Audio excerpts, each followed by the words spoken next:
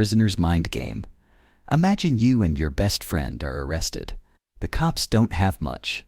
No real evidence, just suspicion, but they offer you both the same deal, separately, in separate rooms. If you stay silent, and your friend stays silent, you both get a slap on the wrist. A year. Nothing life-changing.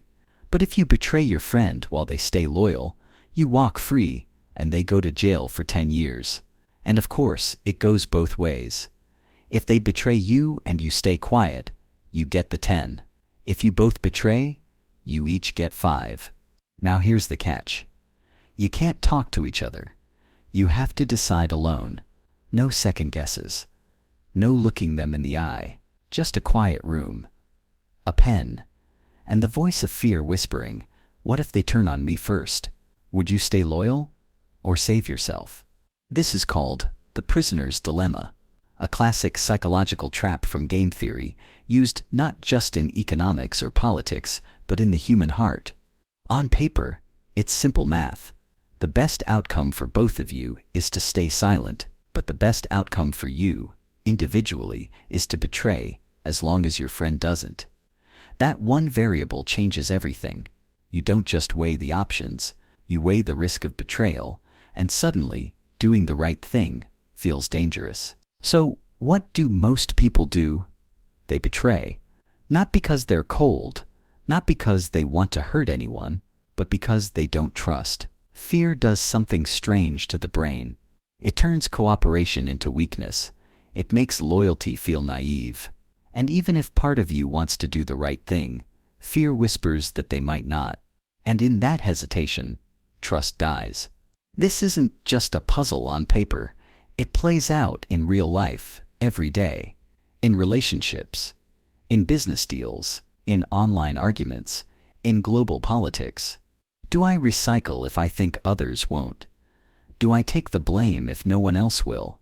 Do I stay faithful when I'm not sure they are? From small everyday moments to global crises, climate change, vaccine cooperation, ceasefires and war, this dilemma shows up. People pull out not because they want to cause harm, but because they're afraid of being the fool, the one who trusted too much, the one who gave more than they got. And here's the scary part. The logic rewards that selfish instinct.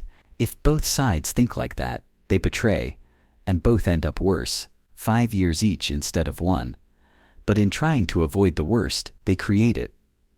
The prisoner's dilemma shows us something uncomfortable, that even good people with good intentions can break trust. Not out of malice, but out of fear, because trust is fragile, and in the absence of it, even friendship becomes a gamble. But there's something quietly hopeful here too, because the opposite is also true. When trust is strong, when there's transparency, shared values, history, belief in each other, people cooperate, they hold the line, they take the risk, together, and the rewards of that kind of loyalty aren't just reduced sentences, they're stronger teams, better relationships, healthier societies. So maybe the real question isn't just, would you betray your friend? Maybe it's, do you live in a world where people can trust each other? And if not, how do we build one? I'd love to invite you to share in the comments where you're listening from and what time it is right now. If you enjoy thought-provoking content like this, consider liking and subscribing so we can keep bringing you more. Now, let's continue. The lie detector. Can you beat the truth? You're strapped to a machine, a polygraph, heart rate, blood pressure, sweat levels, all being monitored. A person across the table begins asking questions, basic ones at first. Your name, your age, where you live. Then the real ones. Did you take it? Were you involved? Are you telling the truth? You know you're innocent, but your hands are sweating, your pulse is rising, and suddenly, you're not worried about guilt. You're worried about looking guilty. This is the paradox of the lie detector. It's designed to catch deception, but what it really detects is stress, and under pressure, even truth feels dangerous. This test has been around for decades. Courts don't rely on it, but people still believe in it, not because it's accurate, but because it feels like justice. It looks scientific, mechanical, cold, but the psychology behind it is anything but. Because the moment you know you're being tested, monitored, judged, measured, you change. Your body betrays your calm, not because you're hiding something, but because you know they're looking. And this isn't just about polygraphs. It happens every time you're put under a spotlight. A job interview, a customs checkpoint, an accusation you didn't see coming. Even if you've done nothing wrong, your brain enters defense mode. You become hyper-aware of every word, every movement, every blink. You try to look honest. And that's when things go sideways. Because the moment you try to manage perception, instead of just speaking truth, you start to stumble. Your story gets tangled. Not because it's false, but because your brain is fighting panic. The deeper insight here is this: truth isn't always calm, and lies aren't always anxious. We assume guilt looks nervous and innocence looks relaxed. But that's not how people work. Guilt can be practiced, cold, controlled, and innocence can be messy, shaken by the pressure to prove itself. So when we try to judge truth by appearance, we often get it wrong. The lie detector doesn't really test the story. It tests the person's ability to handle scrutiny. And in the real world, that kind of test happens all the time. We watch people under pressure and assume their stress means they've got something to hide. But maybe the real question isn't, can you beat the machine? Maybe it's, why do we keep building machines to catch fear instead of understanding it? The trolley choice. Who do you let die? There's a trolley. It's out of control, racing down the tracks. Ahead, 5 people are stuck. They can't move, and the trolley's going to hit them. But you're standing next to a lever. If you pull it, the trolley switches tracks. It won't hit the 5. Instead, it will hit one person. Just one.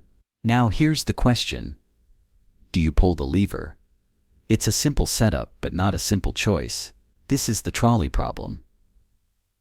A classic thought experiment in moral philosophy. A choice between doing nothing and letting 5 people die, or doing something, intervening and directly causing the death of one.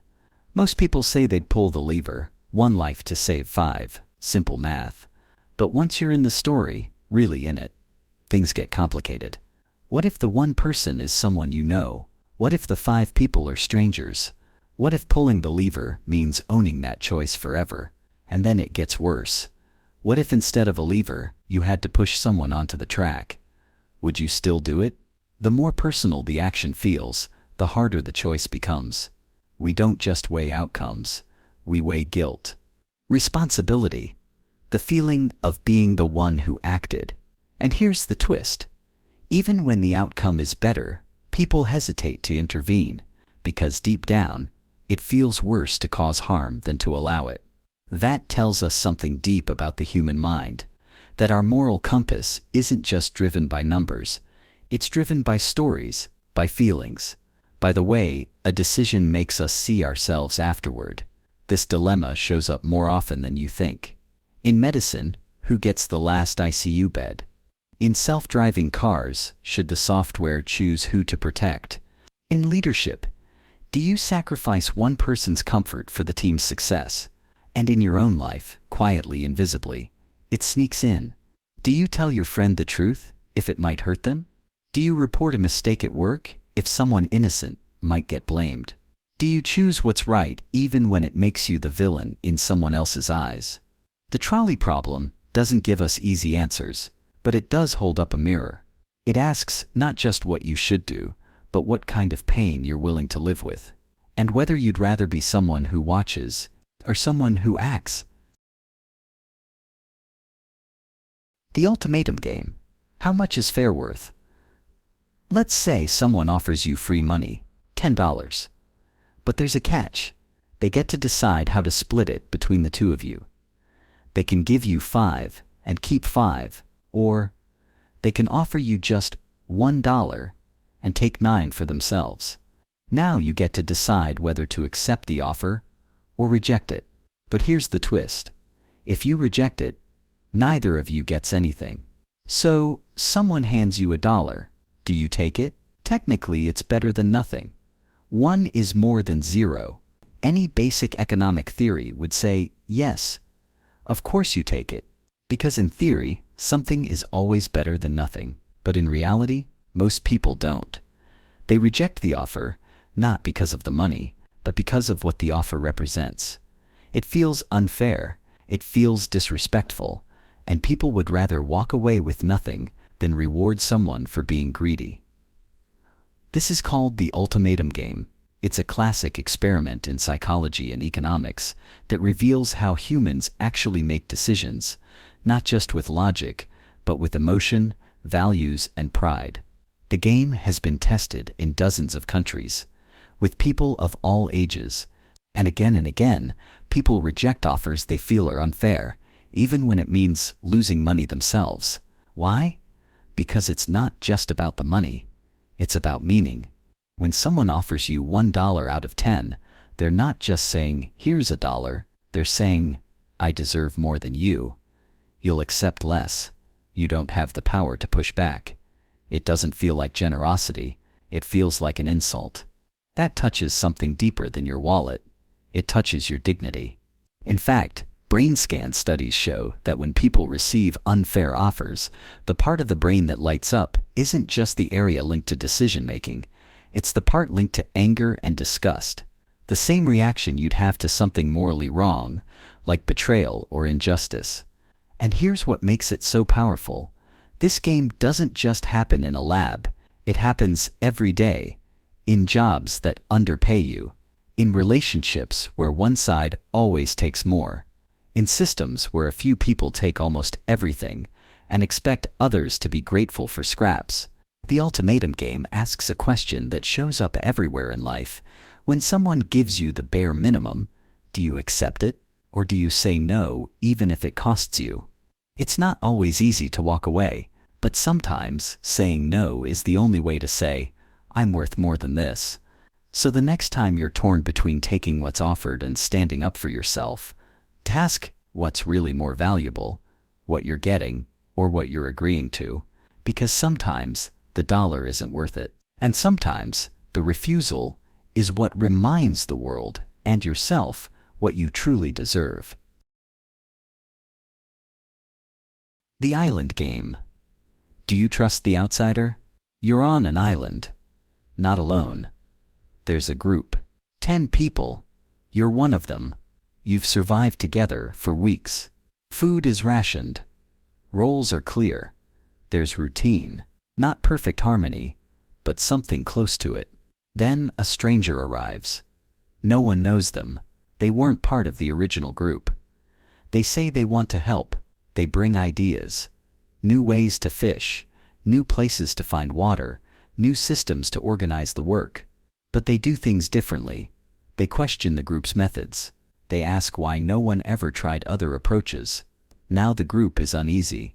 Some people feel curious. Others feel threatened, and one question starts to circle the camp quietly. Can we trust them? This is the Island Game. And it plays out everywhere, at work, in schools, in families, in politics. It's the moment a group meets a voice that doesn't sound like theirs. Someone from outside the system, new to the rules, unfamiliar with the dynamics. And even if that person makes sense, even if their ideas might improve things, the group's instinct is to protect what's already there, because change is risk. Even good change. And more importantly, we trust what's familiar, not always because it's right, but because we've learned how to predict it. The outsider, by definition, can't be predicted. So the brain labels them as danger, and the group follows. It starts subtle. Their ideas are ignored. Their suggestions are met with silence. Their questions are framed as criticism. Eventually they're pushed out, not because they were wrong, but because they didn't blend in fast enough. And here's the insight. Groups protect themselves, not always from harm, but from discomfort. And sometimes, that protection comes at the cost of progress. The Island Game reveals how easily a group can confuse loyalty with correctness, and how fast it can turn against the very person trying to help. So if you're ever the outsider, if you walk into a room where you're the only one who sees things differently, understand the resistance isn't always about you. It's about the group's fear of shifting. And if you're part of the group, and someone new challenges your ways, pause before you reject them. Ask yourself, are they wrong, or are they just not one of us? Because history is full of outsiders who were right. The tragedy is how often we only realize it after we've pushed them away. One chair left. You walk into a crowded room. Everyone's standing, except for one chair in the middle. You're tired. You've had a long day. You spot the chair, move toward it. But just as you reach for it, someone else walks in behind you. They look around, they see the chair too. And they see you standing right next to it. Now the moment stretches. It's just a chair. But now, it's a decision. Do you sit down, quietly claiming what you saw first? Or do you offer it, giving up your comfort to appear generous, or maybe to be generous? This is the one chair trap. A silent, social mind game with no rules, but lots of meaning, because how you act here sends a signal to others and to yourself. Sit down and you risk looking selfish. Hesitate and you risk looking weak. Offer the chair and you might seem kind or performative. Or worse, resentful after the fact. And all of this over a chair. But it's never just a chair. It's about what you value in the moment. Comfort, status, politeness, image, fairness. Psychologists have studied these subtle prosocial dilemmas, moments where your actions reflect not just ethics, but social strategy. It's part generosity, part self-protection. You ask yourself, if I sit, will I look bad? If I give it up, will anyone notice? Am I doing this because I care? Or because I care what people think? In seconds, your brain runs a full social simulation, risk versus reward, reputation versus need, self-image versus group perception. And the truth is, there's no right answer, because what matters isn't the chair. It's the reasoning. Do you sit because you truly need it? Do you give it because you genuinely care? Or are you just reacting, trying to manage how you're seen? So now you're there. One chair, two people, one choice. Do you take the seat, or do you offer it?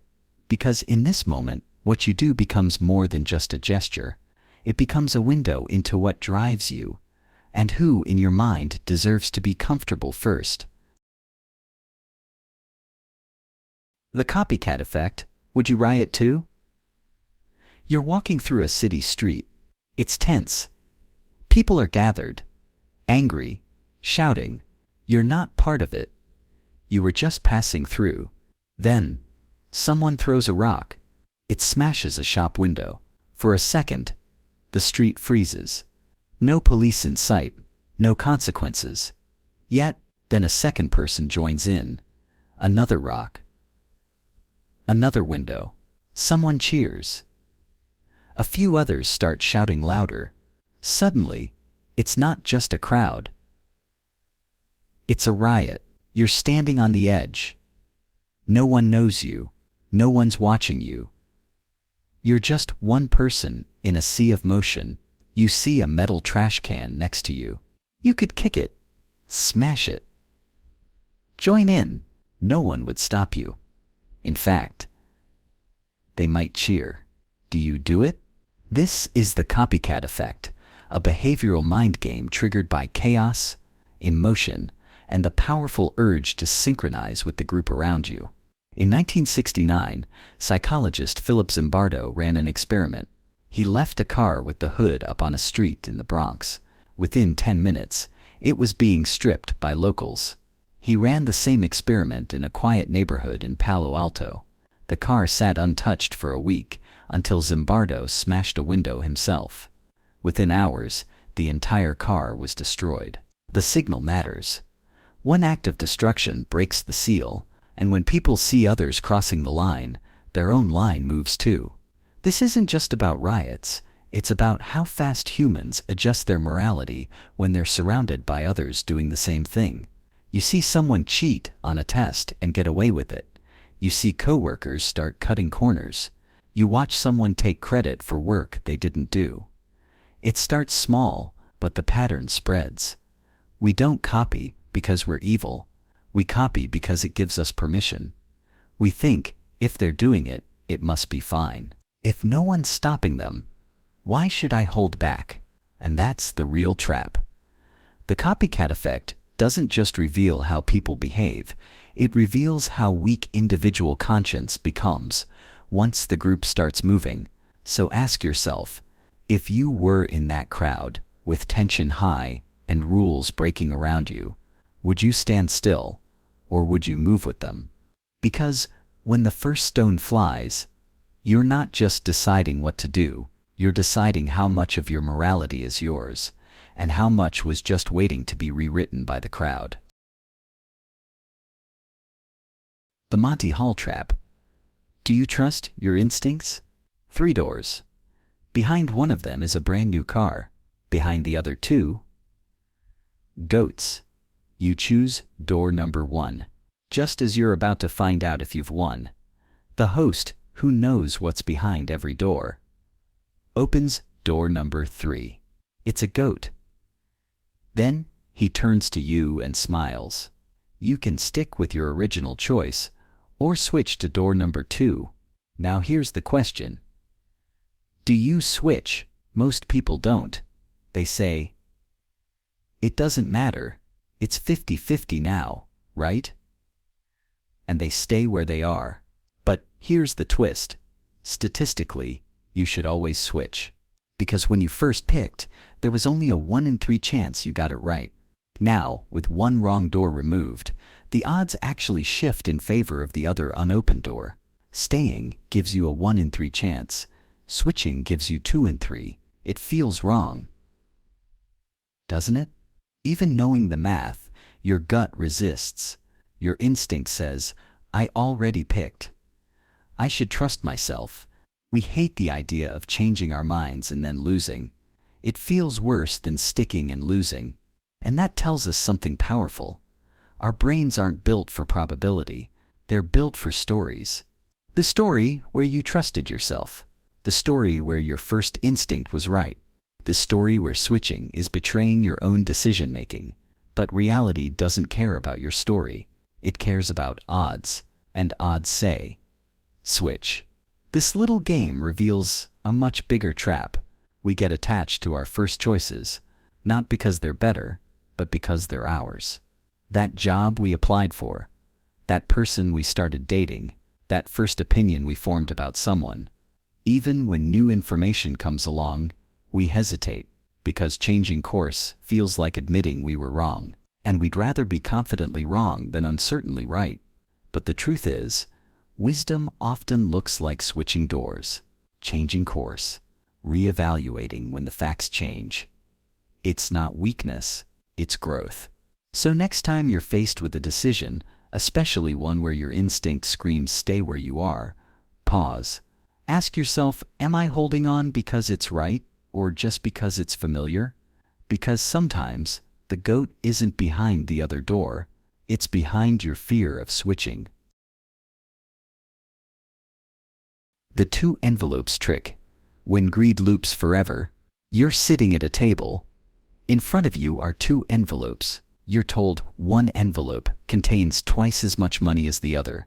You don't know which is which. You pick one, you open it, and inside is $100. Now, someone offers you a chance to switch, and suddenly, your brain kicks in. If this envelope is the smaller one, the other must have $200. If this is the bigger one, then I just gave up $100. You don't know which one you're holding. But now, you want to switch. And here's where the trap begins. Because no matter what you hold, you can always convince yourself the other envelope might be better, so you switch. And then, you want to switch back.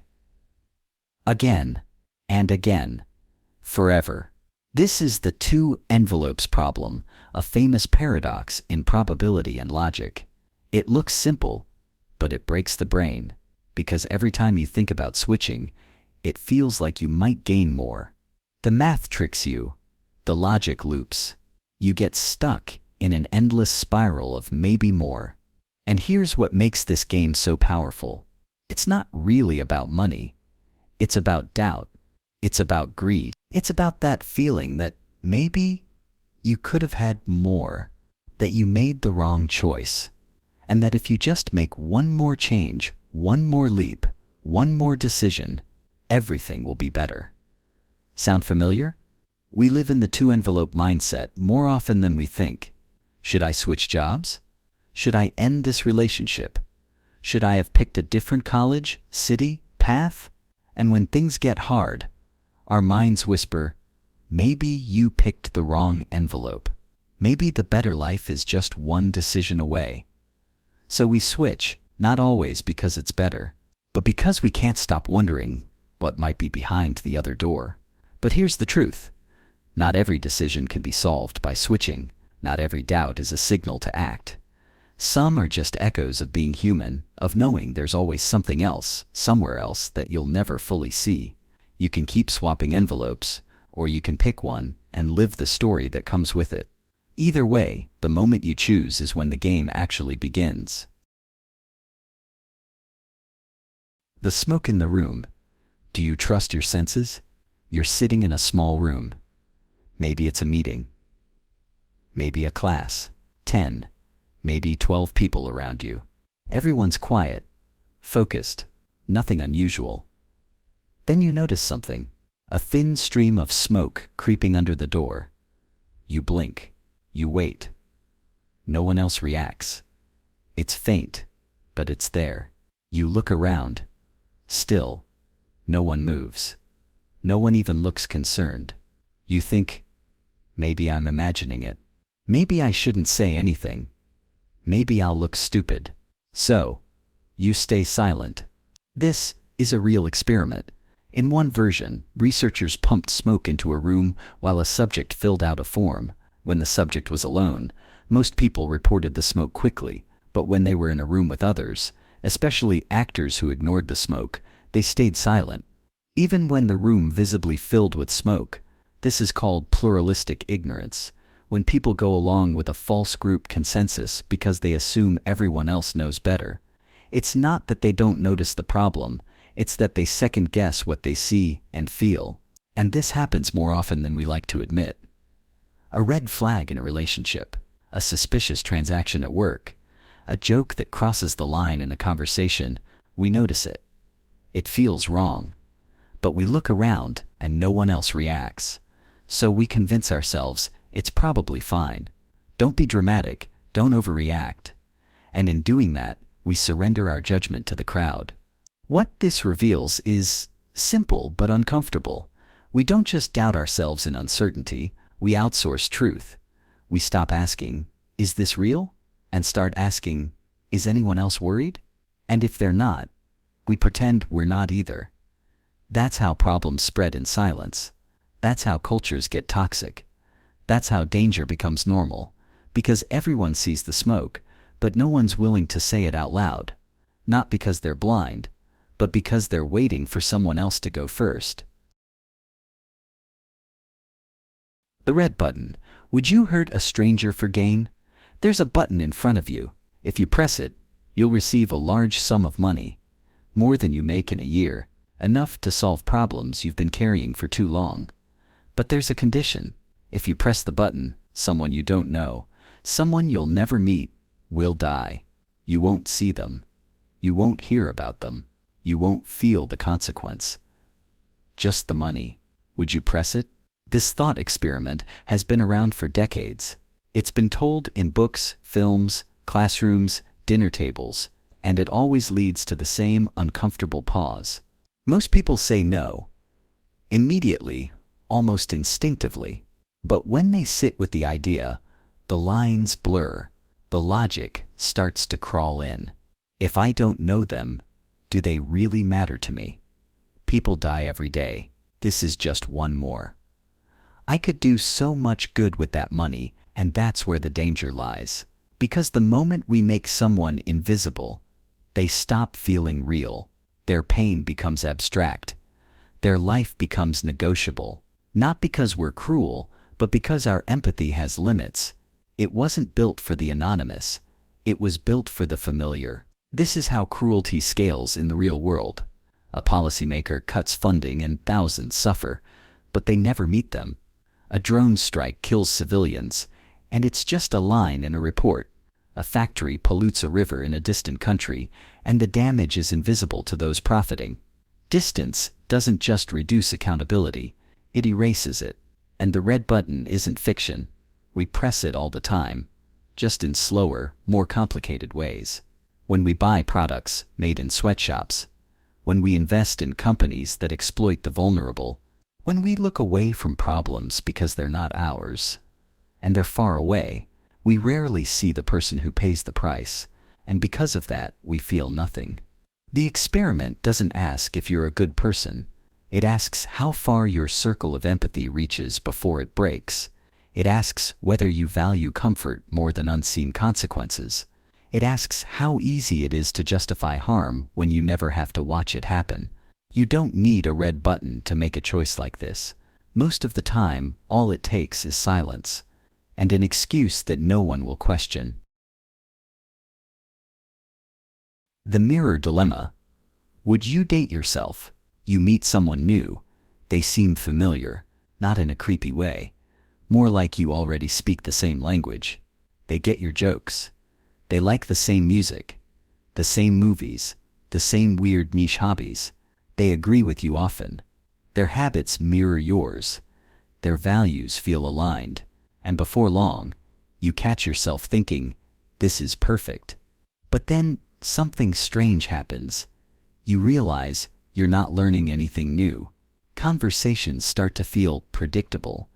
You know exactly what they'll say, because it's what you would say. It feels safe, but a little hollow.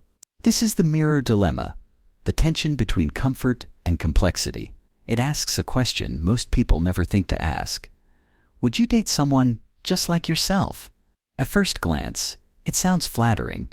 Who wouldn't want to be with someone who shares their mindset, their goals, their way of seeing the world? But beneath that is a deeper question. Do we really want to be understood? Or do we just want to be reflected? Because being understood requires friction, growth, challenge, and sometimes disagreement. But being mirrored, that's just easy. No resistance. No surprises. This happens in more than just relationships. It happens in how we build friendships, who we follow online, what we consume. We surround ourselves with voices that validate our beliefs, with people who nod when we speak. It feels affirming, but slowly, without noticing, we start living inside a feedback loop. No sharp edges, no friction, no new information. It feels like clarity, but it's often just repetition. And here's the danger. If all you ever hear are your own ideas bouncing back, how do you know what's true? If every room you enter agrees with you, how do you grow? The mirror makes us feel safe, but it doesn't make us better. So would you date yourself?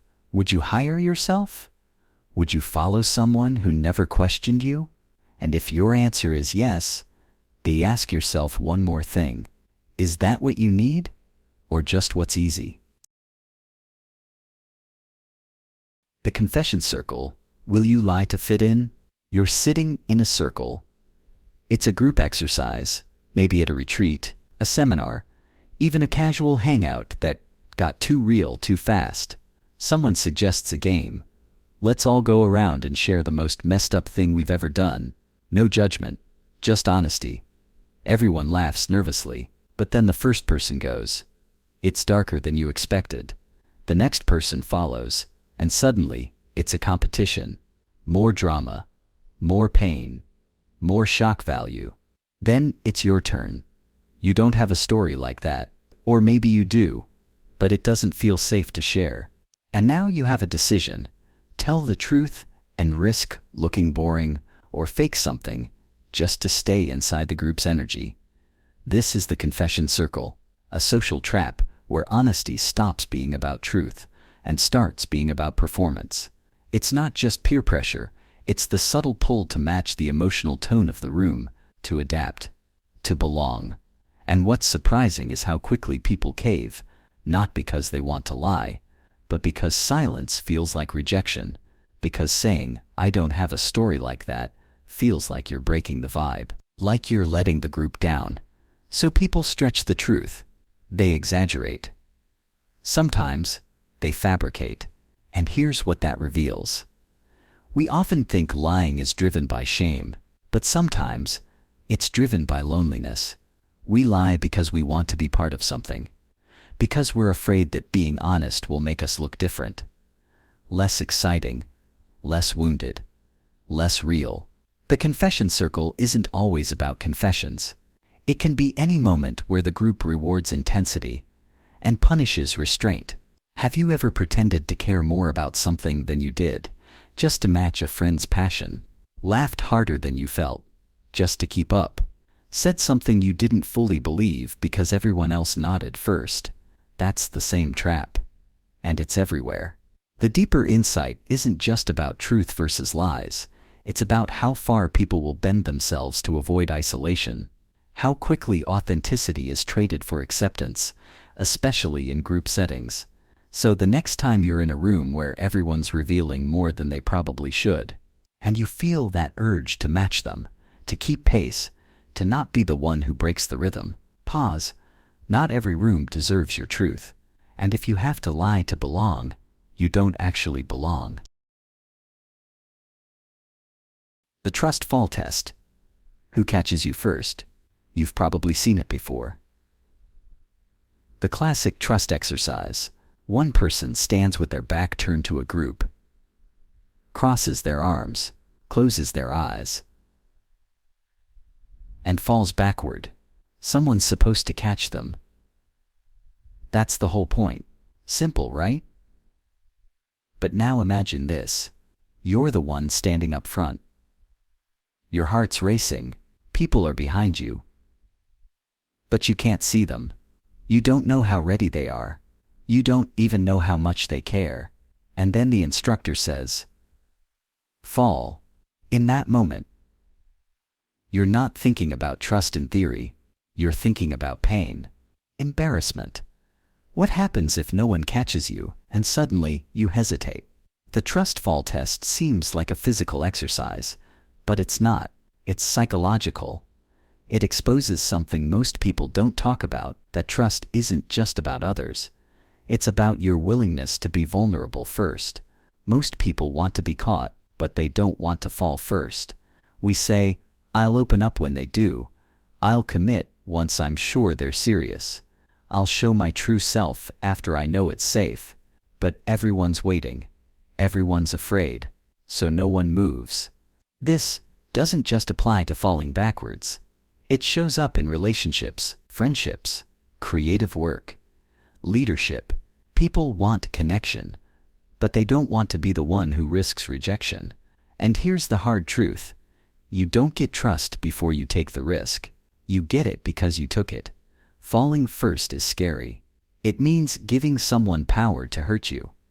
It means admitting you can't do everything alone, but it's the only way real trust ever starts. Yes, sometimes people let you fall.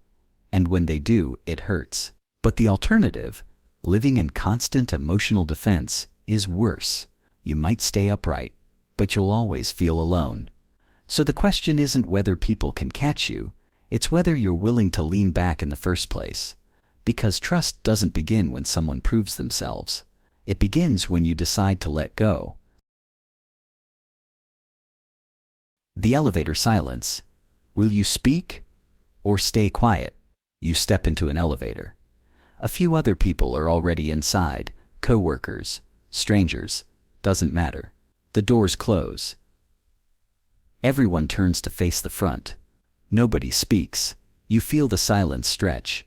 There's something awkward about it. You have something small you could say. Maybe a joke. Maybe a simple good morning. But you don't. You stay quiet, because no one else is talking. It's such a small moment, but it captures something big.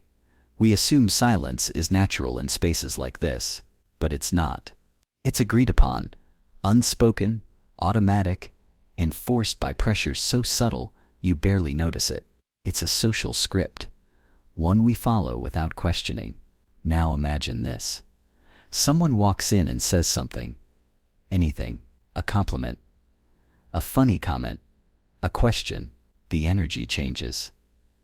Tension breaks.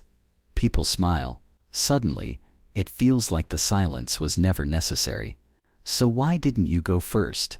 This is the elevator silence trap, a psychological effect where people suppress their own impulses just to stay in sync with everyone else. It's not about fear.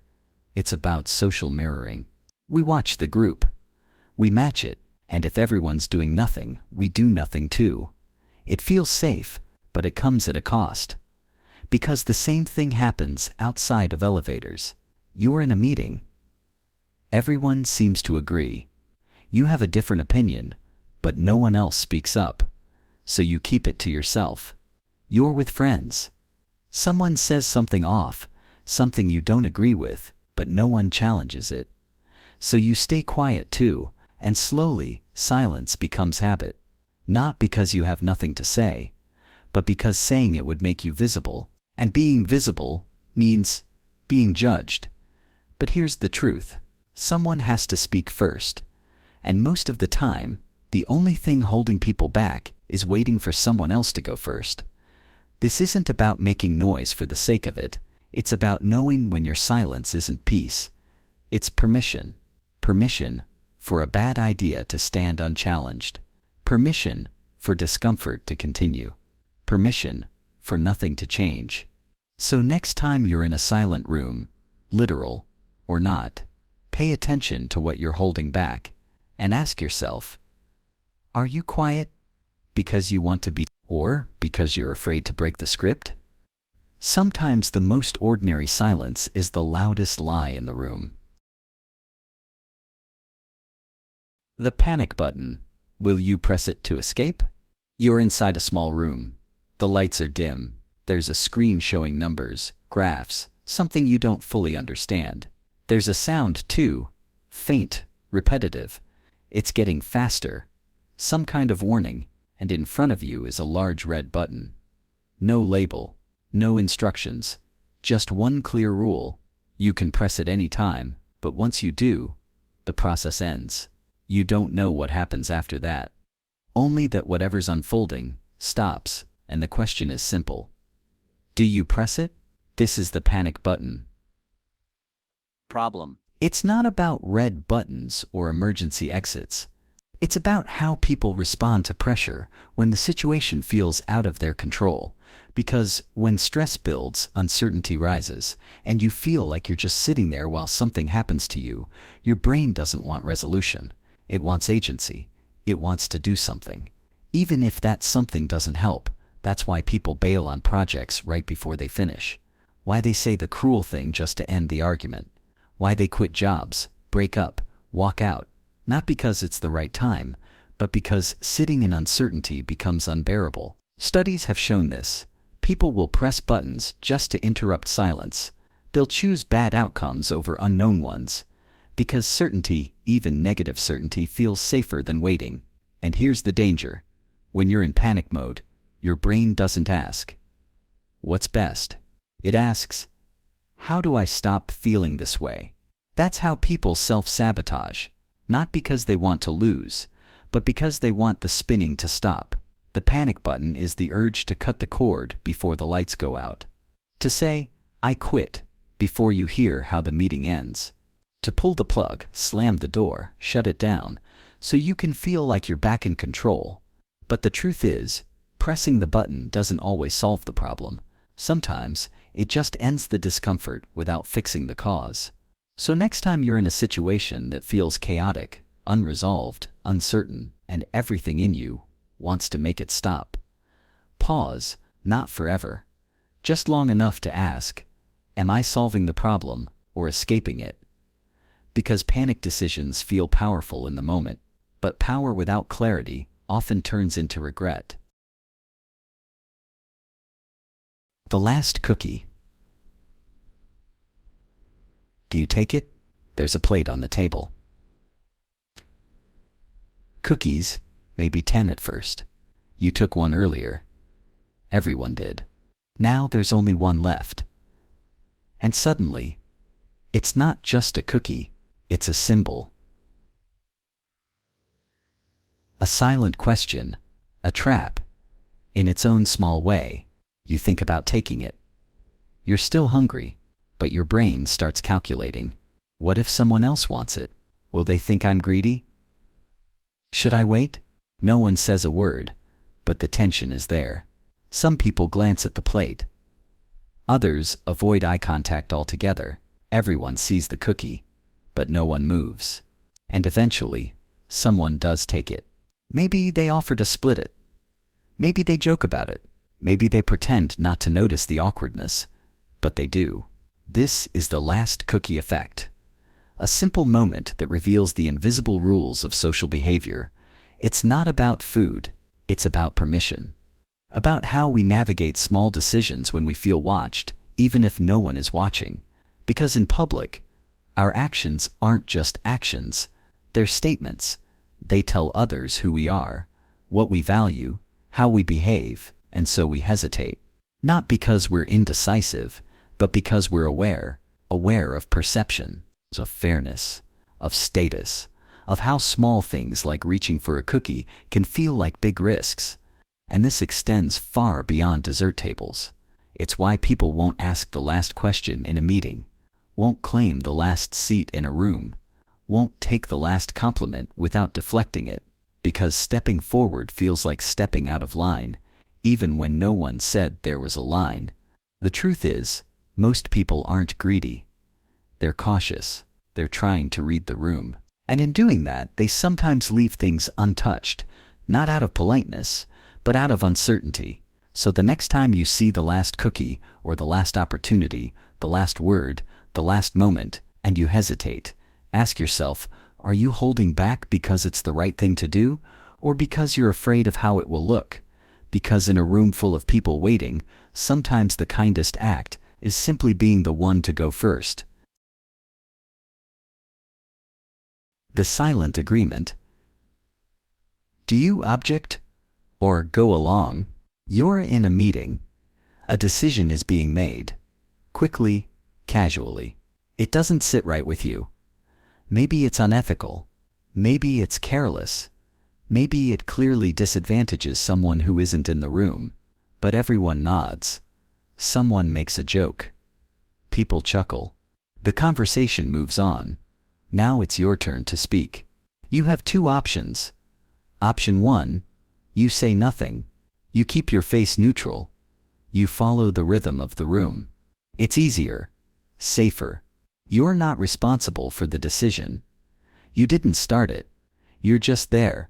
Option 2, you interrupt. You break the flow. You say, I don't think this is right, knowing full well the room will go quiet. Eyes will turn. Some will resent you for slowing things down. Others will feel uncomfortable. You'll be remembered, not for being right, but for being the one who disrupted agreement. This is the mind trap, the silent agreement. Once the room nods, the pressure to conform becomes psychological. The more people who stay quiet, the more risky it feels to speak. And the more risky it feels, the more powerful the silence becomes. Most people don't agree because they believe they agree because no one disagreed. This is how bad decisions get made in good rooms. This is how lies go unchallenged. How discrimination gets normalized.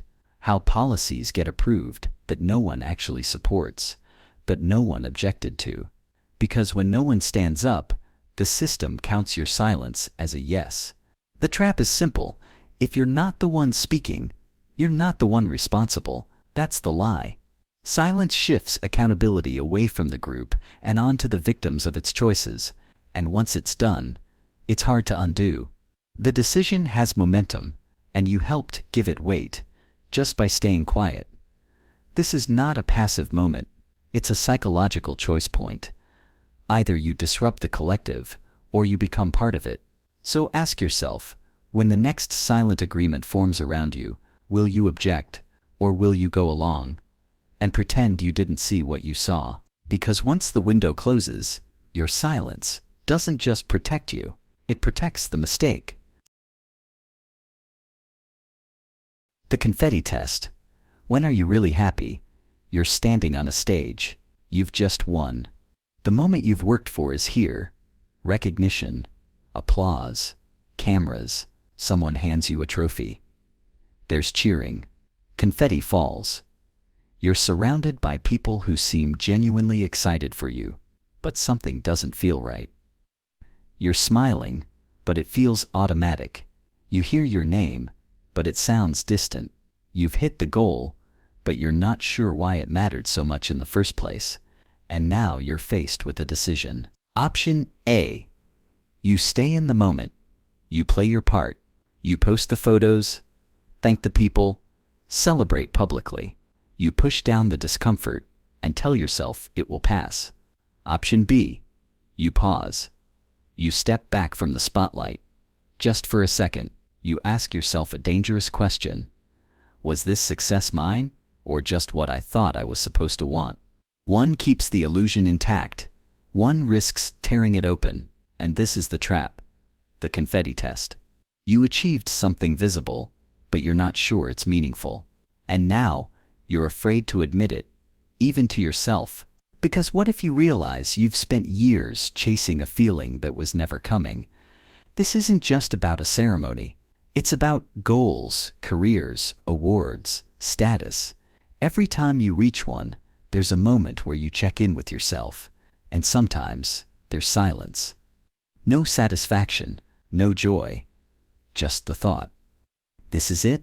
The applause feels real, but your reaction doesn't. And in that moment, you face a psychological choice. Keep playing the role, or start asking harder questions. So which will it be? Do you keep performing happiness because it looks right? Or do you take a step back and ask, what does success actually feel like to me?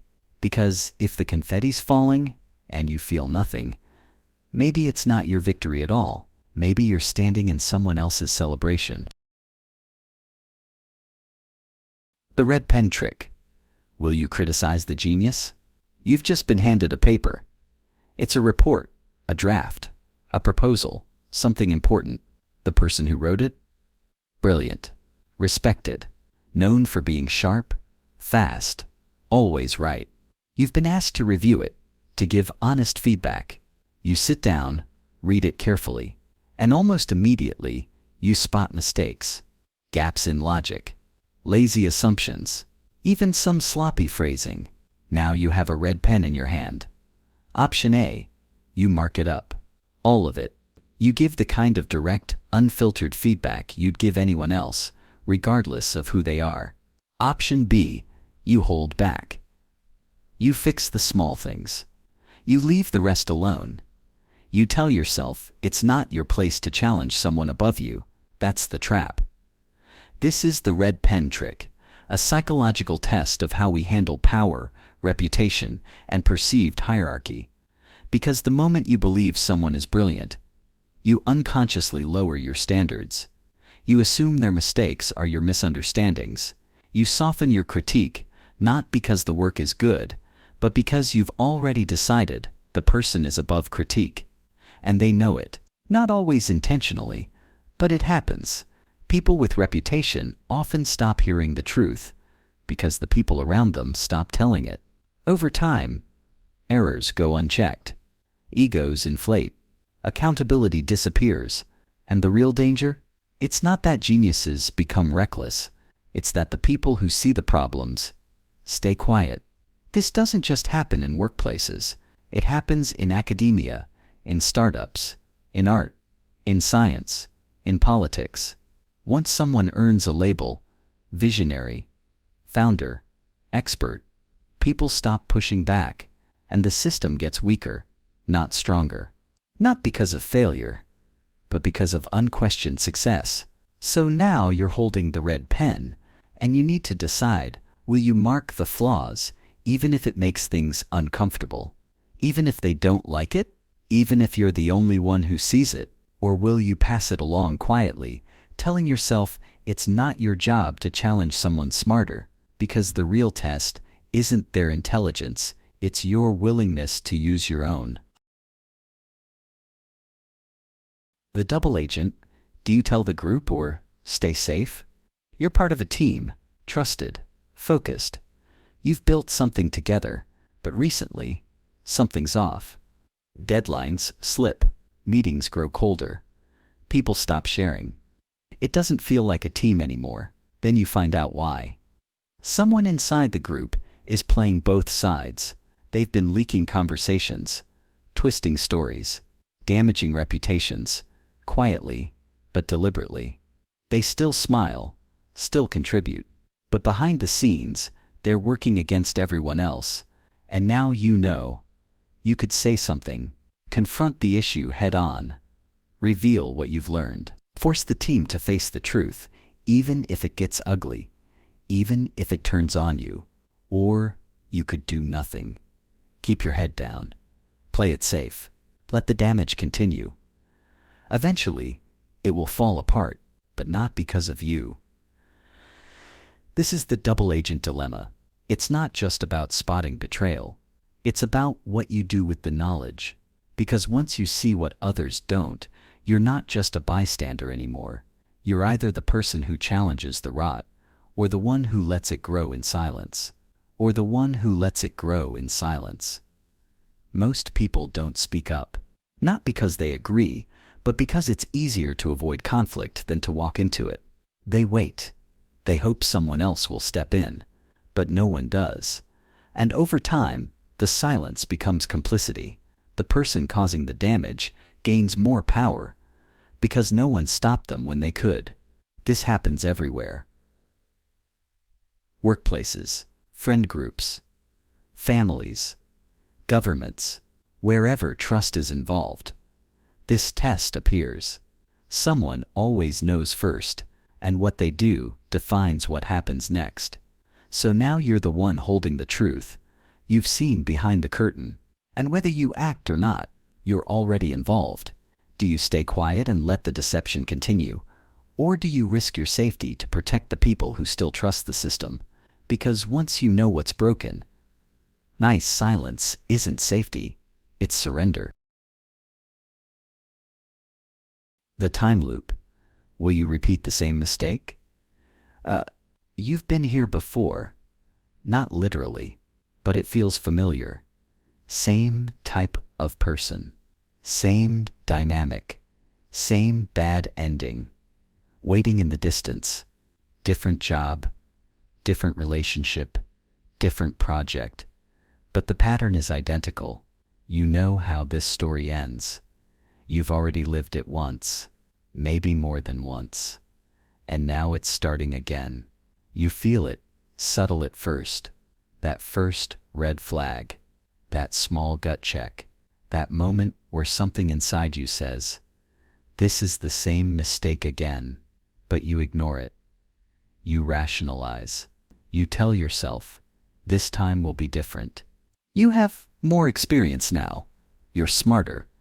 You'll manage it better. So you move forward. Even though, deep down, you already know how this ends. This is the time loop trap. The mind game, where awareness doesn't lead to change. Where recognizing the mistake isn't enough to stop it from repeating. Because knowing the cycle isn't the hard part. Breaking it is. People stay in the loop for all kinds of reasons. Familiarity feels safe, even when it's harmful. Discomfort becomes routine, and the brain, wired for patterns, pulls you toward what it already knows, even if that path leads straight into regret. You tell yourself you're making a choice, but it's not a choice, it's a reflex. You've been trained by repetition. Every time you stayed too long, every time you hoped someone would change, every time you avoided short-term pain at the cost of long-term damage. And now here you are again, walking the same path, watching yourself do it. You want to believe this time will be different. But what's different? The context, or just the excuses? There's only one way out of the loop. Interruption. That means doing something unnatural, uncomfortable, something that feels wrong because it's unfamiliar, leaving early, saying no faster, cutting the cycle before it spins into another version of the same collapse. So you're here again, standing at the start of something that looks new but isn't. You have two options. Keep walking forward, hoping for a different ending, or stop, and finally choose something unfamiliar enough to break the loop for good. Because awareness without action isn't growth. It's just déjà vu. The stranger's wallet. Do you return it or keep it? You're walking down a quiet street. It's late. No one around. You spot something on the sidewalk. A wallet. You pick it up. Inside, there's no ID. No credit cards. Just a thick stack of bills. Cash. Fresh. Clean. Folded tight. Enough to matter. Maybe 500. Maybe more. There's no clear way to return it. No contact info. Just money. Just yours. If you want it, you stand there, holding it. And now, you face the decision. Do you take the money, or do you go out of your way to find the owner? There's no audience, no cameras. No one will know either way. Whatever choice you make, you walk away alone. This is the mind trap, the stranger's wallet dilemma. A decision with no consequences, except the ones you carry internally. And that's where it gets complicated, because this isn't just about honesty. It's about who you are when no one's watching, when no one can praise you, and no one can judge you. If you keep the money, you didn't steal it. You found it. You can justify it. I need it more. They were careless. Someone else would have kept it if I didn't. If you return it, or try to, you might never even know if it reached the right person. No reward.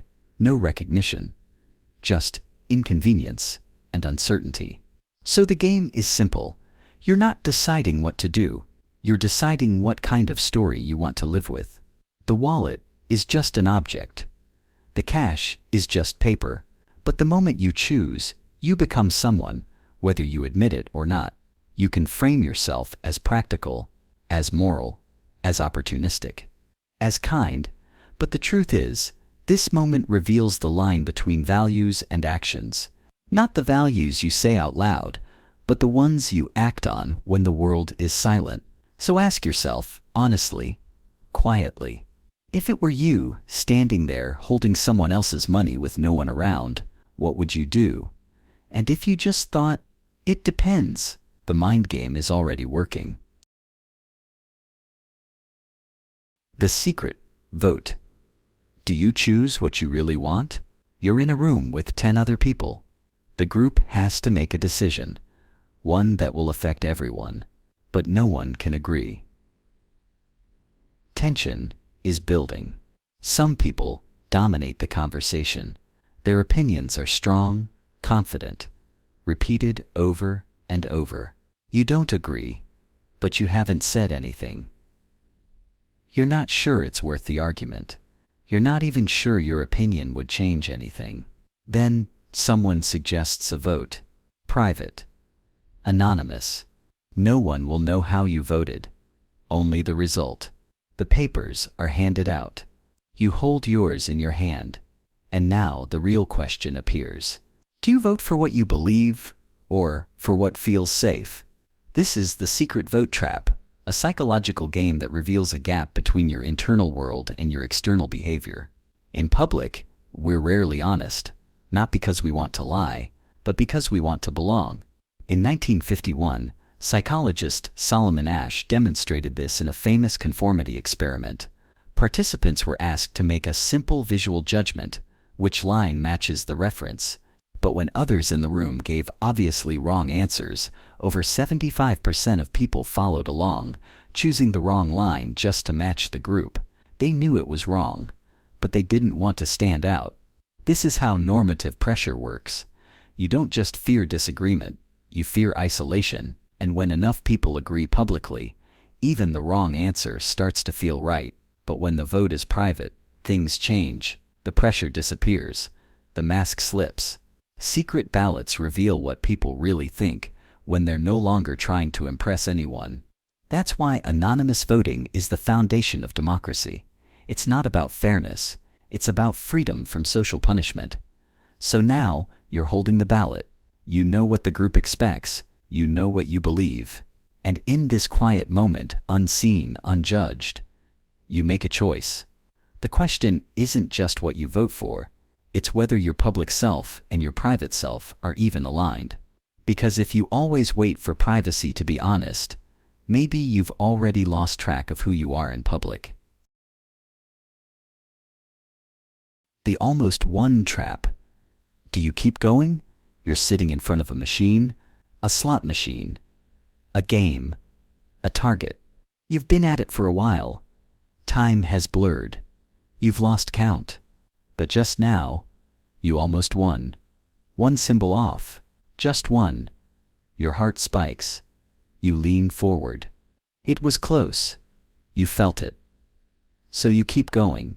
You know the odds haven't changed. You know it's random, but something inside you whispers, you're due. You press again. This is the almost won trap. One of the most powerful psychological illusions ever studied. It turns losses into motivation. Not because you're succeeding, but because you almost did.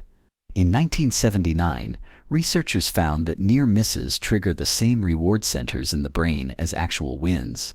Not because we're logical, because we're wired for patterns. The brain treats almost like progress, even when it's not, even when it's pure chance. That's why casinos design slot machines to show near misses. Why mobile games flash just one more try when you fail.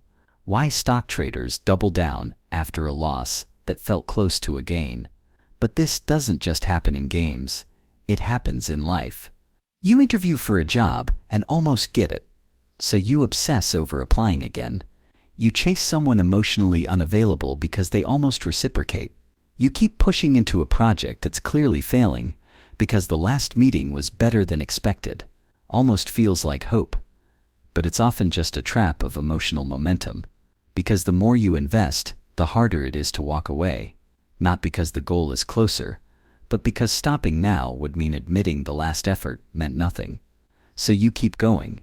Not because you're confident, but because you can't afford to believe it was all for nothing. This is called the sunk cost fallacy.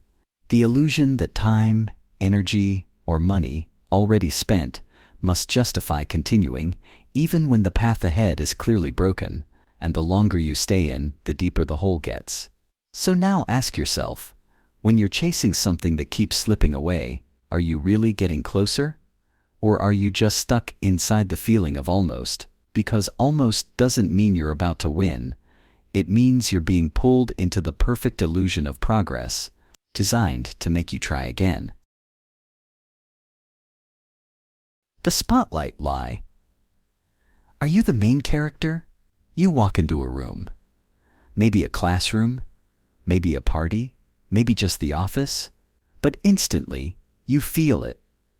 Eyes, you're convinced people are watching, noticing the way you walk, the way you look, what you're wearing, what you say. You brush your sleeve, fix your posture. You start choosing your words more carefully. You laugh a little louder. You wonder if that mistake you made earlier is obvious to everyone. In your head, it's clear. You are being seen. But here's the reality. You're not. This is the spotlight effect. A psychological illusion that makes you believe other people are paying more attention to you than they actually are.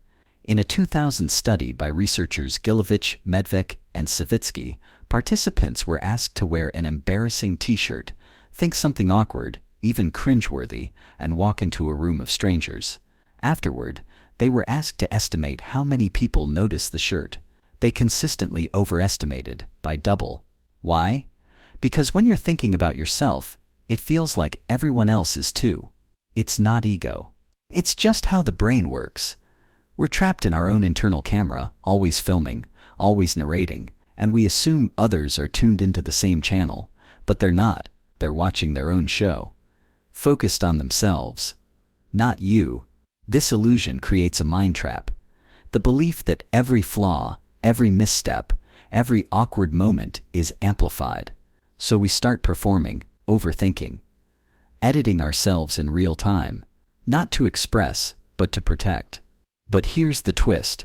While you're worrying about how you're being seen, so is everyone else. Everyone's looking at themselves. And in a world full of people trying to hide from the spotlight, no one's really watching you as closely as you think. So next time you enter a room and feel the invisible audience, you can ask yourself, what if no one's watching? What if the spotlight is fake? What if the only one judging you is you? Because the lie isn't that the spotlight exists. The lie is that it's pointed at you. The fake apology. Do you accept it? You're sitting across from someone who hurt you. They've done something that crossed a line. Maybe once, maybe more than once.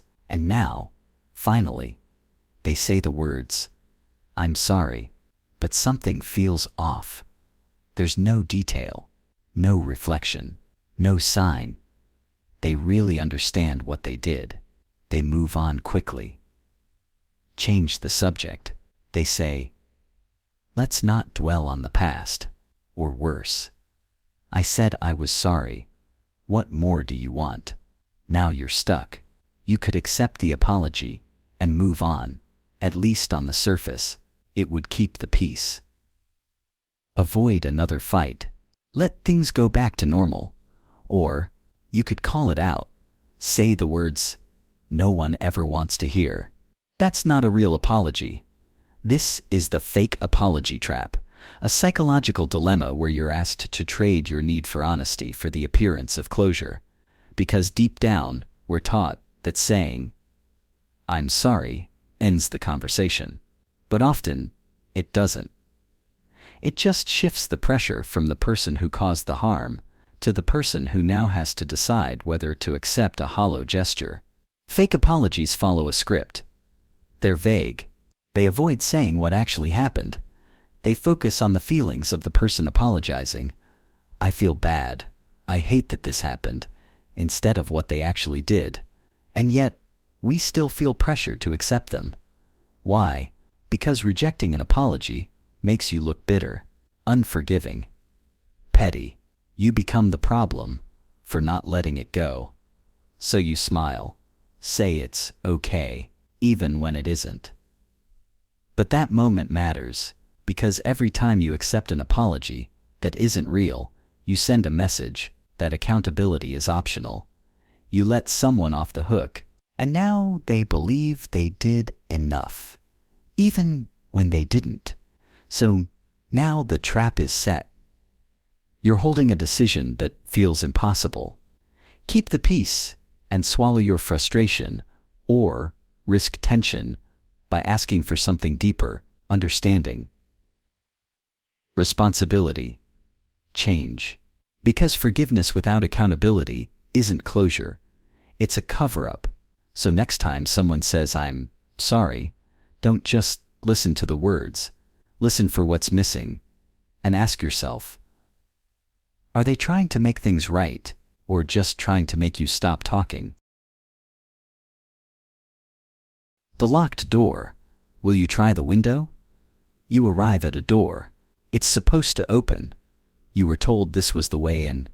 This was the goal, the solution, the opportunity. But it's locked. You try again. Turn the handle harder. Push your weight into it. Still locked. You check the note, the address, the plan. Everything says this is the door you're meant to go through. So you try again, but nothing changes. Now you face a choice. Do you keep trying the same door again and again, waiting for it to magically open? Or do you step back and look for another way in? Maybe there's a window, a side door, a whole other path no one mentioned. But it's not the one you expected. It's not the one you prepared for. This is the locked door trap, a psychological test of mental rigidity versus adaptive thinking. In 1942, psychologist Carl Dunker introduced the concept of functional fixedness.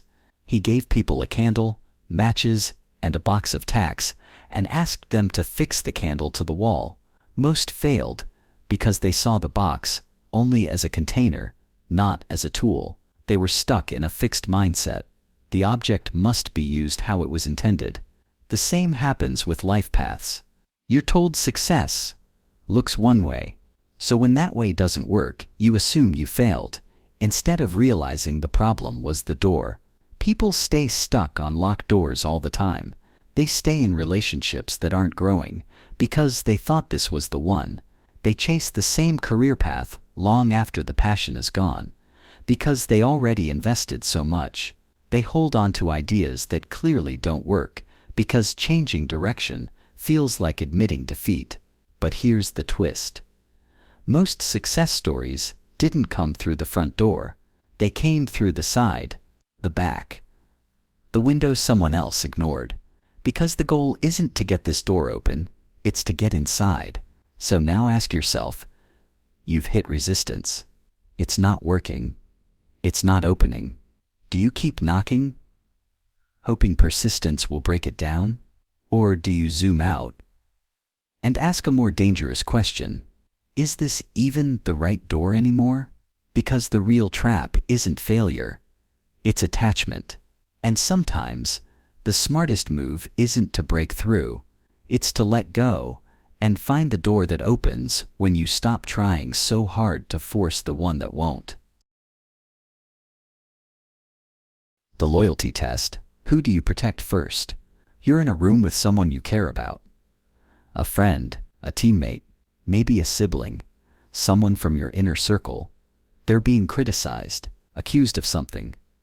Harsh words, a serious mistake, maybe even harm. You weren't there when it happened, but now all eyes are on you. People ask, do you believe they did it? Do you think that's who they are? You feel the tension rise. You know they've made mistakes before. You've seen it, maybe even warned them. But still, this is your person. And now you have a decision. Do you defend them or stay silent? This is the loyalty trap, a test of whether your moral compass holds its shape under social pressure. Because loyalty feels like a virtue. We're raised to value it. Stand by your people. Stick together. Protect your own. But sometimes, loyalty isn't about trust. It's about denial. You tell yourself, they're not like that, or worse, even if they are, I'm not going to be the one who turns on them. So you speak up. You defend them. Not because it's right, but because it's easier than dealing with what happens if you don't. Psychologists call this motivated blindness. You overlook or minimize wrongdoing when it benefits someone you're close to. It's not because you don't see it, it's because you don't want to. Because if you admit they're wrong, you might have to do something about it. Confront them, distance yourself, or face the guilt of having supported them for this long. And so, like many people do, you choose silence, or worse, you become their shield. But here's the cost. The more you protect someone from consequences, the less chance they ever change. And the more you convince yourself it's noble, the more damage they're allowed to do. So now you're in the moment. Everyone's watching. You know what they did. And you know what you're about to say doesn't match what you believe. But you say it anyway, because loyalty demanded it. Or, you stay quiet and carry the weight of being the one who didn't defend a friend even if they were wrong.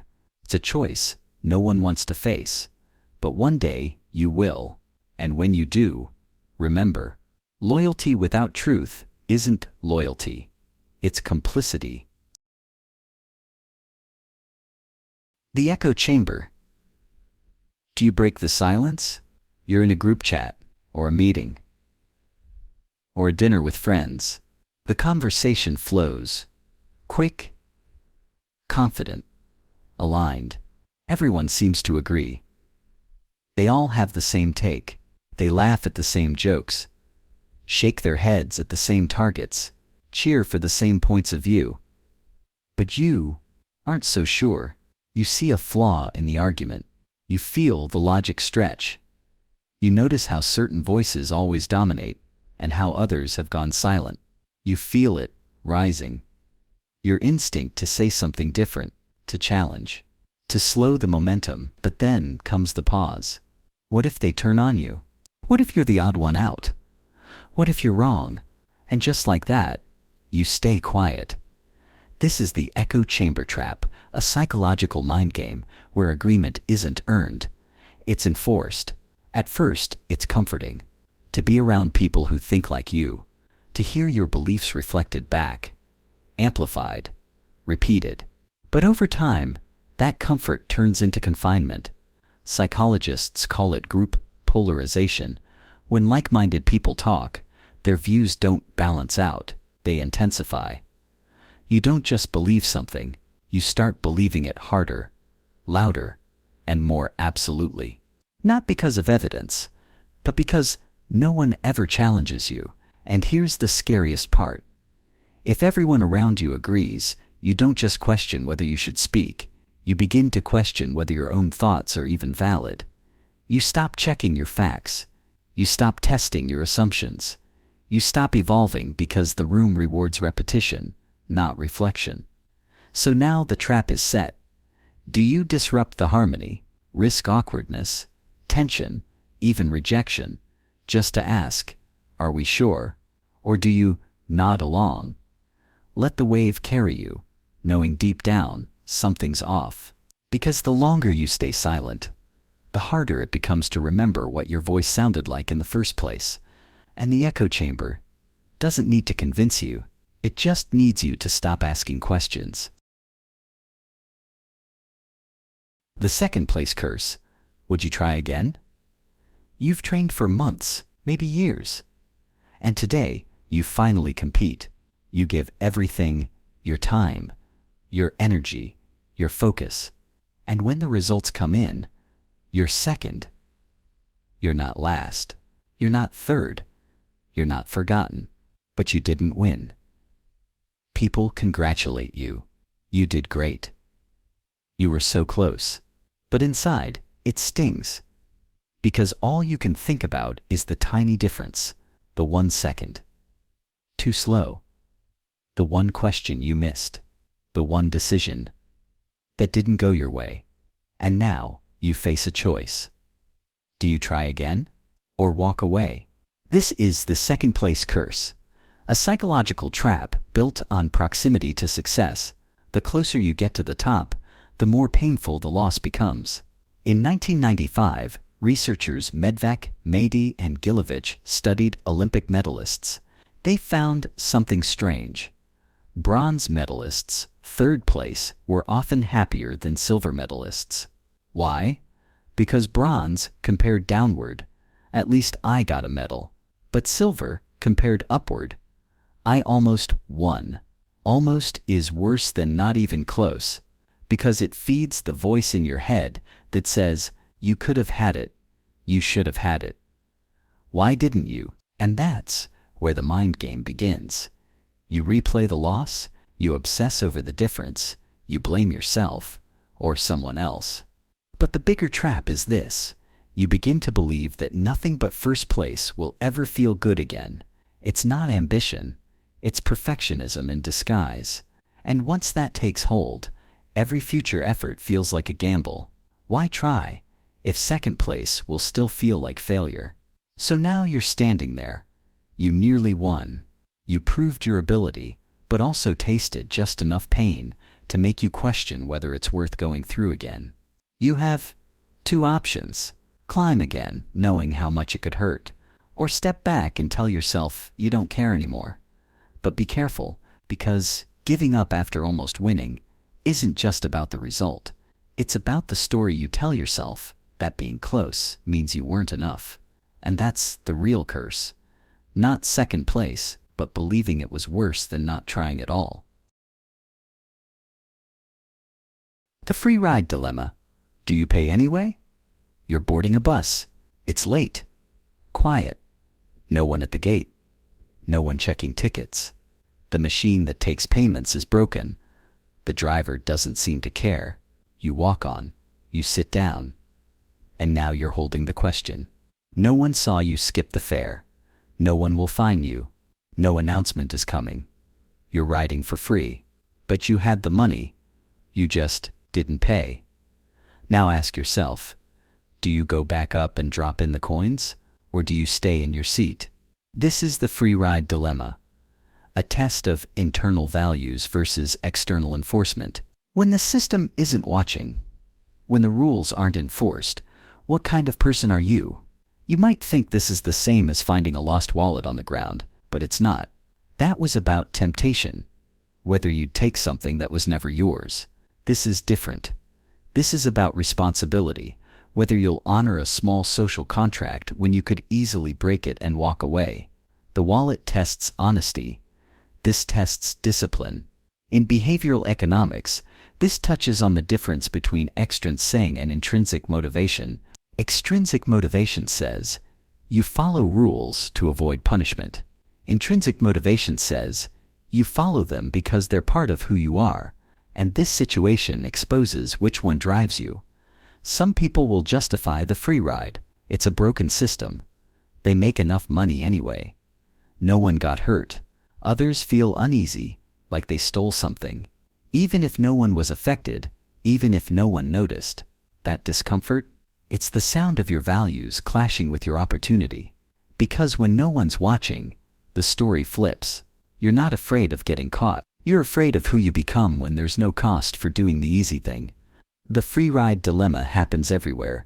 Downloading something you didn't pay for, using someone else's password, getting too much change and not saying anything. It's not about legality. It's about the private decisions that shape your self-respect. You don't lose trust when you're caught. You lose it before that, in your own eyes. So now you're on the bus. No cameras, no fines. Just a quiet moment between you and your standard. Do you go back and pay, even if no one asked you to? Or do you stay in your seat and hope your conscience forgets? Because that's the catch.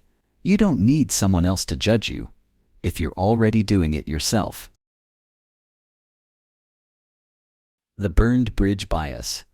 Do you fix it or justify it? You had a falling out. Could have been with a friend, a partner, a family member, a colleague. Words were said. Lines were crossed. The bridge burned. Time passed. You still think about it, more than you admit, but you've told yourself the story enough times that it feels clean. They were wrong. You were pushed. You had no choice. Then one day, you get the chance to reconnect. A message, a mutual event, a quiet opening.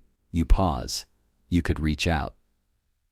Start the repair. Ask what really happened, not what you assumed. But you hesitate. Because now it's not just about what they did. It's about what you've told yourself since. This is the burned bridge bias, a mind trap that turns every burned relationship into a self-protective narrative. It's not just about pain. It's about pride. The longer the distance, the harder it is to admit that the story you built around the ending might not be complete. Psychologists call this motivated reasoning. You interpret past events in a way that protects your self-image. You're not avoiding the person. You're avoiding the part of yourself that might have to say, I didn't see it clearly. This bias is dangerous, not because it prevents closure, but because it makes you believe you already have it, even when you're still bitter, even when you still replay the argument, even when the wound hasn't healed. And here's the trap. The more emotionally invested you were, the more painful it is to admit that the fallout was messy, shared, or misunderstood. So instead, you double down. You stick to your version. You let silence harden into certainty. But the truth is, most burned bridges didn't need to burn. They were fueled by ego, miscommunication, and timing. And now, even if both sides have changed, the story remains frozen. So now, you face the moment. Do you take the risk? Reach out. Open the conversation. Not to erase what happened, but to update it with what you know now. Or do you stay silent and protect your version, your pride, your distance? Because sometimes the bridge didn't collapse. You just walked away and convinced yourself it was gone. The bystander's choice. Do you step in or stay out of it? You're at a train station. The platform is crowded but quiet. Then it happens. A man yells at a woman, aggressive, loud, escalating. People look. Some wince. No one moves. She looks around. Her eyes scan the crowd. She doesn't say help, but everything in her posture screams it. You freeze. You could step forward. Say something. Ask if she's okay. Put yourself between them, but your mind floods with questions. What if I make it worse? What if they turn on me? What if I'm overreacting? And then a louder one. Why isn't anyone else doing something? This is the bystander effect, a real, well-documented psychological trap. The more people are present, the less likely any one person is to help, not because they don't care, but because they think someone else will.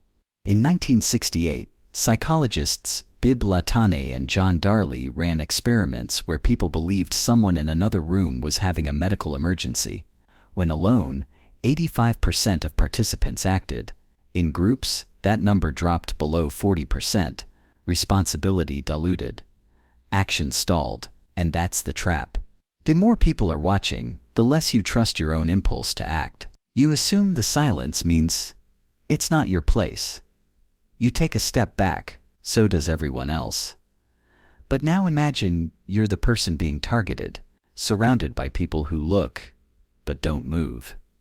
How does that feel? The bystander trap doesn't just test your bravery.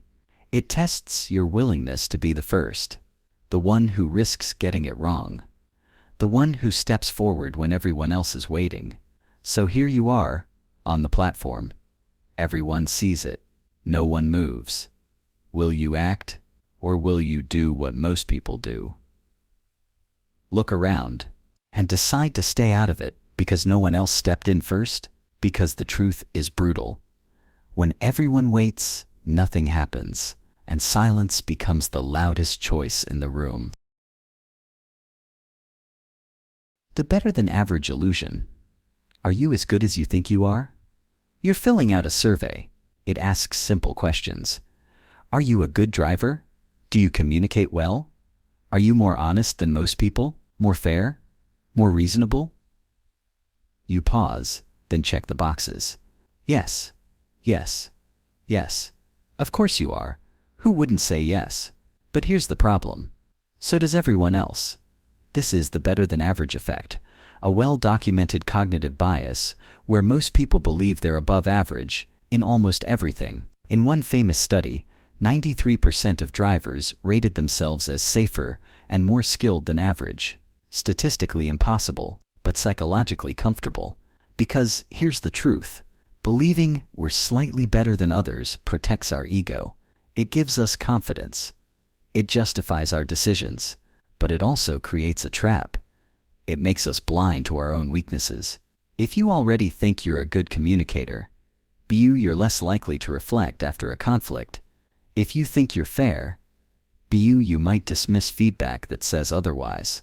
If you see yourself as emotionally intelligent, you might not notice the people who feel drained around you. The illusion isn't just flattering. It's limiting, because once you believe you're better than most, you stop asking how you could be better than yesterday. That's why the people who grow the fastest often rate themselves the lowest. They're not trapped by illusion. They're open to correction. They still think they have something to learn. So now ask yourself, what would you rate yourself above average in intelligence, integrity, empathy? Now ask a harder question. When was the last time you seriously challenged that belief? Not when someone criticized you, but when you voluntarily looked in the mirror and said, I might not be as good at this as I think I am. The better than average illusion feels good. It makes you confident. But confidence without calibration isn't growth. It's ego. So the next time you're sure you're better than most, pause and ask. Compared to who? And based on what? And how would I know? If I was wrong. Because if you can't answer that, you're probably already in the trap. The final warning bias. Do you only listen when it's too late? You get a notification. A low battery warning. You ignore it.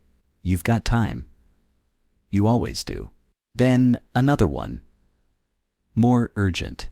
You silence it again. You're in the middle of something. Then, without warning, it dies. No backup. No warning left. Just failure. And you say to yourself, I knew it was coming. Now imagine that battery wasn't your phone, but your health, your relationship, your reputation, your sanity. You felt the early signals. Stress, distance, small breakdowns, quiet resentment. But you pushed them aside. You told yourself you'd deal with it later, that it wasn't urgent yet. This is the final warning bias, a dangerous mind trap where we wait for collapse before we act. Psychologists call this normalcy bias, our tendency to assume things will keep working the way they always have, even when warning signs appear. It's why people ignore health symptoms until they're in the ER, why relationships are only saved or ended after the last fight, why climate warnings are pushed aside until the water is literally rising. The trap is simple. We don't respond to early warnings because early warnings don't feel like crisis. But by the time it feels serious, it's already too late. We want signals to scream at us, but they don't. They whisper. And when we ignore the whispers, they vanish until they return as sirens. So now ask yourself, what in your life is giving off quiet signals right now? Something you've been putting off, minimizing, brushing away? You already know what it is. You're just hoping it holds together on its own, but it won't. So you have a choice. You can respond now when it's awkward, inconvenient, uncomfortable, or you can wait and deal with it when it's unavoidable, expensive, or irreversible. Because warnings don't wait forever. They just stop being warnings and become consequences. Invisible line. You're walking down a hallway. Everything's quiet. You're about to step into a room when you notice a red line on the floor. No sign. No explanation. Just a line. You pause. It doesn't look dangerous. No one's around. You could just keep walking. But something about that line makes you hesitate. Should you cross it? No one told you not to. No one's watching. But the line is there, and now it feels like a rule. This is the invisible line trap, a psychological mind game, where the rule isn't enforced, but still controls you. It's based on a simple fact.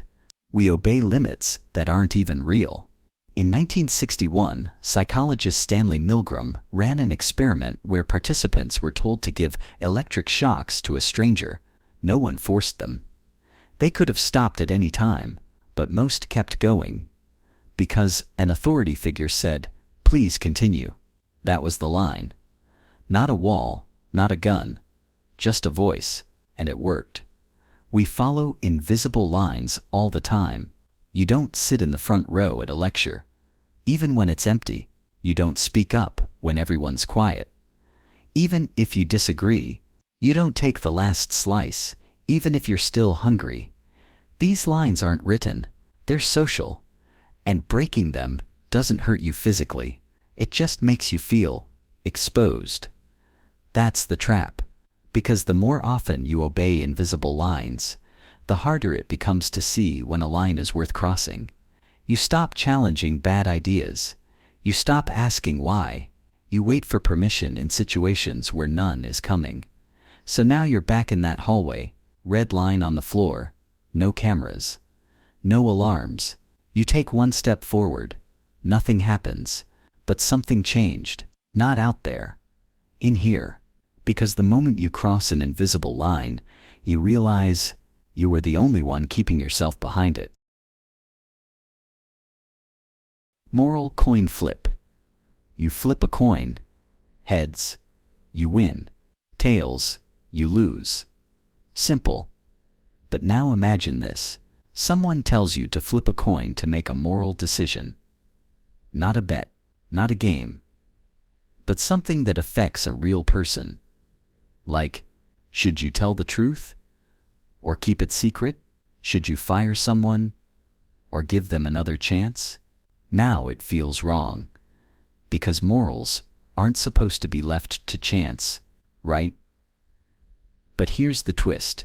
That's how many people make decisions anyway, without realizing it. They flip a mental coin. They rely on mood, impulse, social cues, or gut feelings. And then, they convince themselves they acted based on principle. Psychologists call this moral luck, where outcomes, not intentions, shape how we judge right and wrong. Here's how it works. Two people drive home drunk. One gets caught, the other doesn't. Same action. Different result. But we call one a criminal, and the other just lucky. It gets deeper. In one study, people were told about a CEO who made a decision that accidentally harmed the environment. Most said he did it on purpose, even though he clearly didn't. Why? Because the outcome was bad. So we blame, even when intention is missing. That's the real trap. We think we're fair. We think we make decisions based on reason, but in reality, we let randomness shape judgment, then build a moral story around it after the fact. Flip the outcome, and our opinion flips too. So here's the mind game. You see someone make a hard choice. The result turns out badly. Do you judge them by the outcome, or by what they knew before they flipped the coin? Now flip it again. Now flip it again. This time, it's your decision. It might hurt someone. It might not. You don't know the ending yet. But you have to choose. So ask yourself, are you deciding with principle, or just hoping the coin lands your way? Because when morality becomes reactive, it stops being moral. Guilt auction. You did something small, but wrong. Maybe you ignored someone's message. Maybe you told a lie that saved you 5 minutes, but cost someone else their trust. Maybe you stood there and said nothing when you should have spoken up. No one punished you. No one even mentioned it. But you feel it. It sticks. Now, here's the situation. You walk into a store. You see a tip jar. You hesitate. You didn't plan to tip, but suddenly, you drop a bill in. You don't say why, but you know. Later, you over-apologize to a friend for something unrelated. You volunteer for a task you normally avoid. You buy someone lunch without explaining yourself. You're not being generous. You're trying to feel clean again. This is the guilt auction, a mental game where, after doing something wrong, you start paying for relief in time, effort, money, or kindness. You're not fixing the past. You're bidding for emotional balance. So here's your choice. Option A. You keep paying quietly. You donate, apologize, overcorrect, hoping the weight goes away. Option B. You go to the source. You confront what you did. You say the thing, fix the thing, own the thing. No performance. No transaction. Just responsibility. Most people pick A because it's faster, easier, cleaner. Psychologists call this moral compensation. When people cheat, lie, or hurt others, then turn around and do something good, not to help, but to balance the emotional books. In one study, people who were made to feel guilty were twice as likely to help a stranger, even when the help had nothing to do with the guilt, not because they cared more, but because guilt itches, and helping feels like scratching. But here's the problem. When you start treating guilt like a price tag, you risk turning kindness into currency. You think doing something good cancels out doing something bad.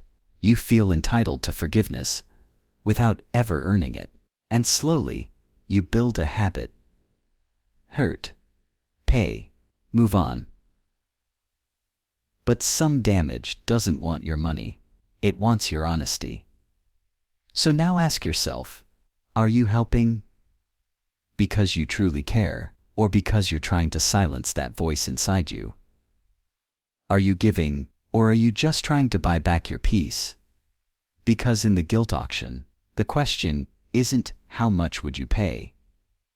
It's why are you paying at all? First move dilemma. You walk into a room. A group has gathered. Some friends, some strangers. Everyone's here to solve a problem, or share thoughts, or make a plan. The room goes quiet. Everyone looks around, waiting, not for the solution, but for the first person to speak. You feel it building in your chest. You could speak, you have something to say. But what if it's not smart enough? What if no one agrees? What if your voice breaks, or you say the wrong thing? So you wait. Just a few more seconds, maybe someone else will go first. This is the first move dilemma, a moment that seems small but carries weight, because speaking first isn't just about being heard, it's about being seen, and for many people, that feels risky. We think the first one to speak holds the power, but in truth, the first one to speak holds the risk. Psychologists have studied this in group behavior for decades. It's linked to something called pluralistic ignorance, where everyone is thinking the same thing, but no one acts because they're afraid they're the only one. So everyone waits, and nothing happens.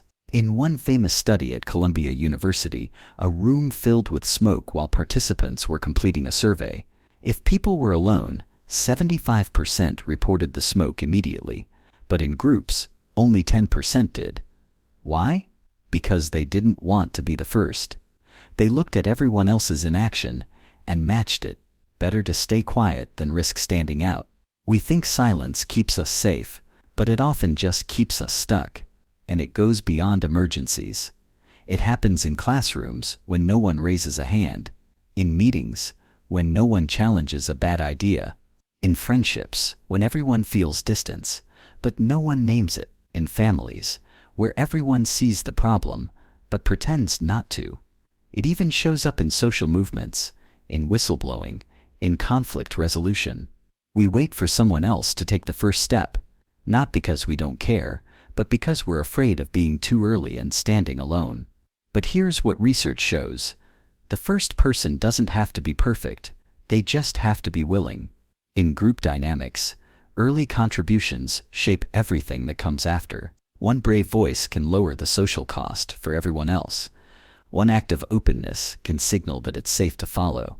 We overestimate the risk of going first and underestimate the cost of waiting too long. So, now, picture yourself back in that room. Silence. Eyes shifting. The pause stretching out.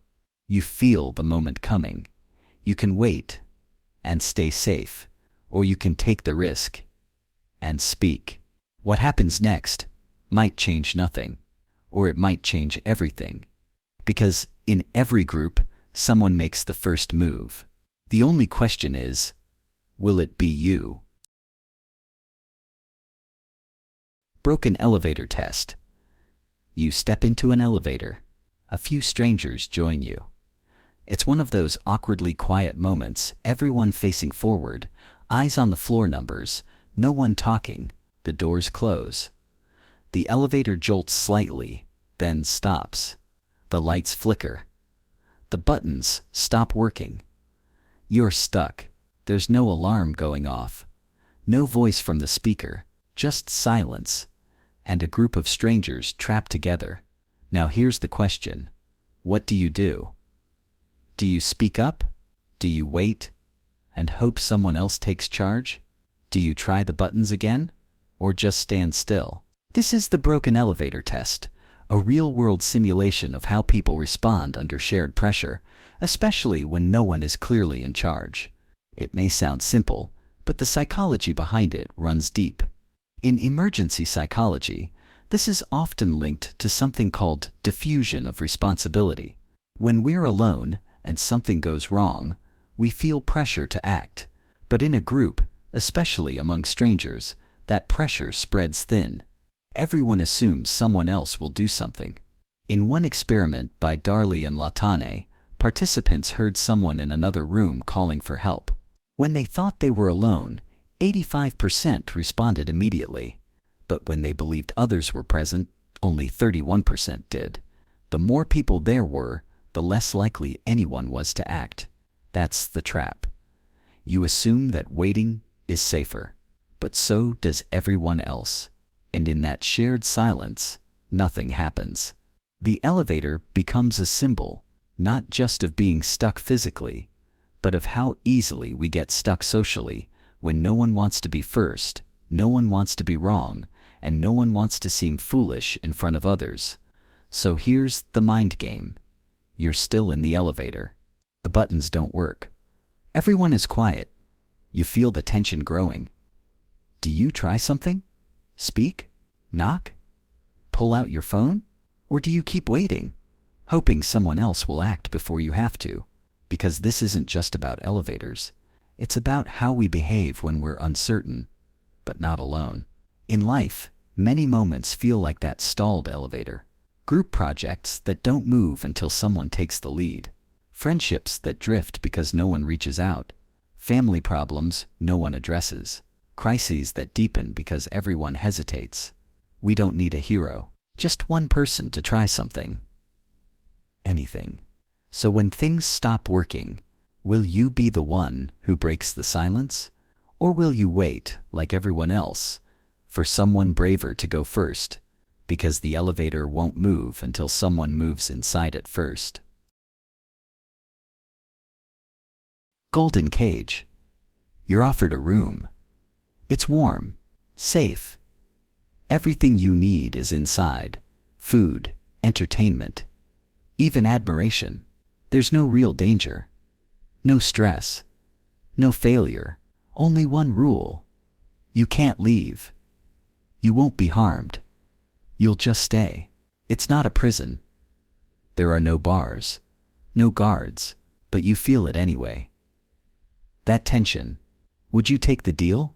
Because comfort, when paired with restriction, becomes a trap. And that's the game. The golden cage. Psychologists have seen versions of this everywhere. Places where people give up freedom in exchange for security, routine, or validation. At work, it's the job that pays well but drains your soul. In relationships, it's the partnership that feels safe but never really makes you feel alive. In daily life, it's the habits and environments that offer convenience but slowly shrink your world. The cage doesn't hurt you, it protects you. That's what makes it so hard to leave. There's a concept called learned helplessness, discovered by psychologist Martin Seligman in the 1960s.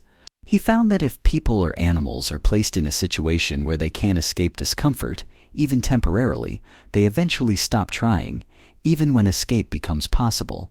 That mindset doesn't require trauma, just repetition, just enough comfort to stop asking, could I be doing more than this? You stop challenging yourself. You stop growing. You stop even wondering what's outside, because the cage rewards you. It tells you, this is enough, why risk more? And yet somewhere deep down, you feel it, the boredom, the numbness, the quiet itch that says, I'm not meant to stay here forever. So here's the choice. Option A. You stay. You take what's offered. You stay safe, stay provided for, and try to silence that voice that still wants more. Option B. You leave, not knowing if there's better out there, not knowing what you'll lose, but knowing that the bars around you are real, even if they're made of gold.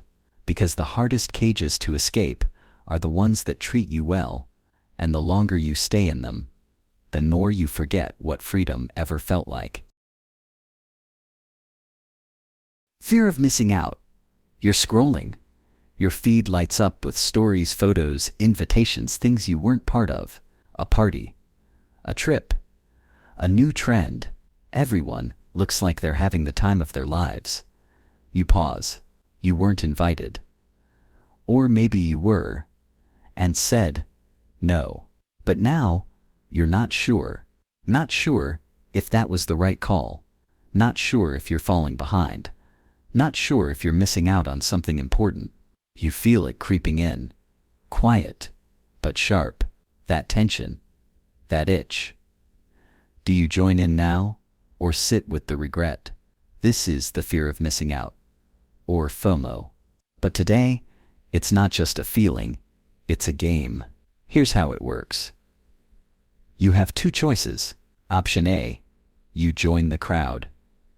You click the link, accept the invite, buy the thing. You jump in.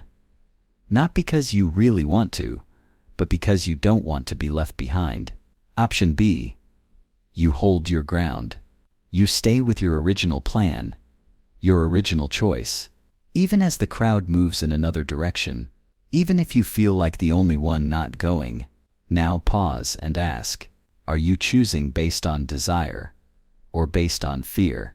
Because FOMO isn't really about the thing you're missing. It's about what you think it says about you if you're not part of it.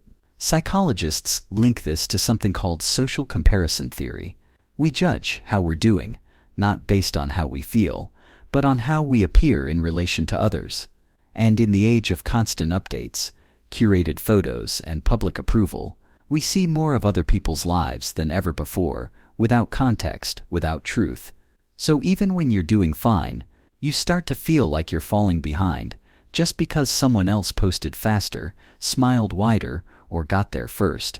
In one study, researchers found that the more time people spent on social media, the more they felt like their own lives were inadequate, even when nothing had changed in reality. Because that's the trap. FOMO doesn't just pull you toward new things, it pulls you away from your own values. You stop asking, what do I want? And start asking, what do I want? And start asking, what are other people doing? And should I be doing it too? You're no longer moving toward joy. You're running from exclusion. So now the game becomes clear. You're faced with a choice. The crowd is going one way. The spotlight's over there. The noise, the action, the likes, it's all calling you.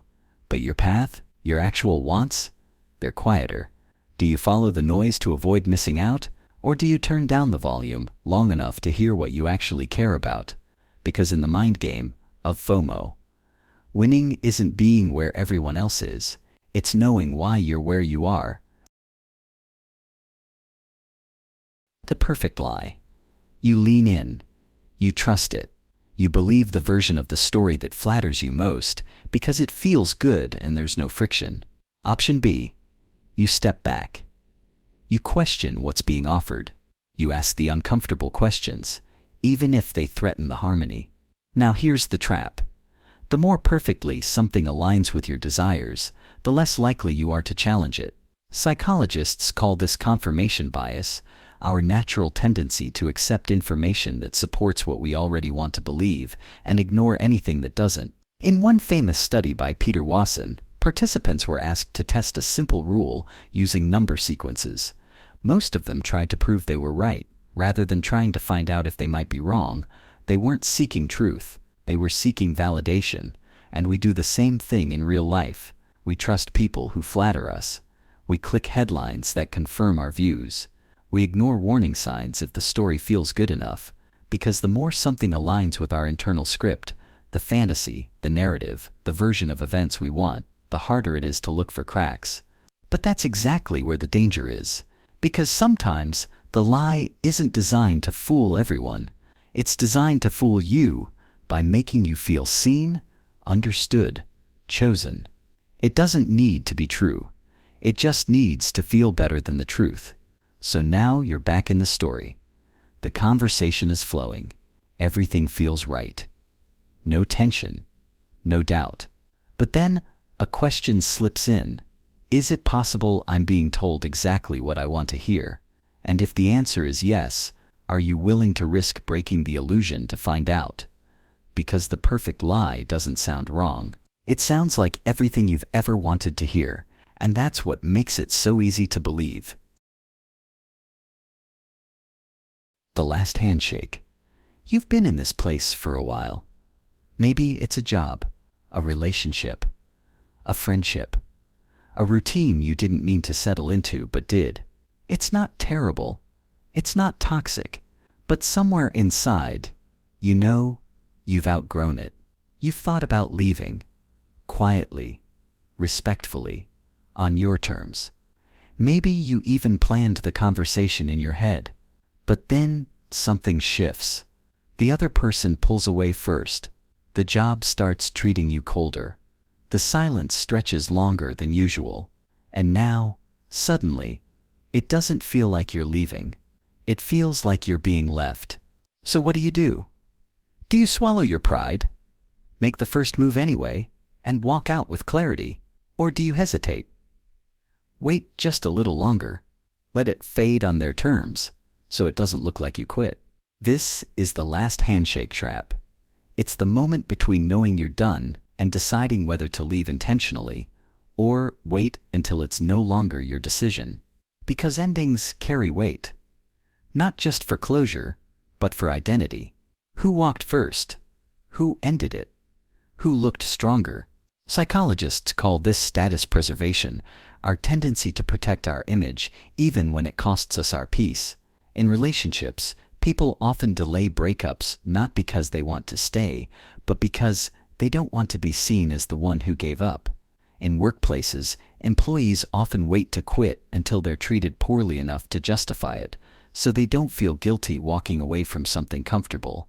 But waiting doesn't prevent pain, it just hands the power over. Instead of a clean exit, you get a slow fade. Instead of closure, you get ambiguity.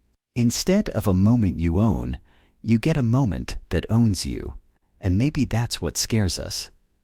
Not the goodbye, but the responsibility of being the one who initiates it. Because the last handshake isn't always mutual.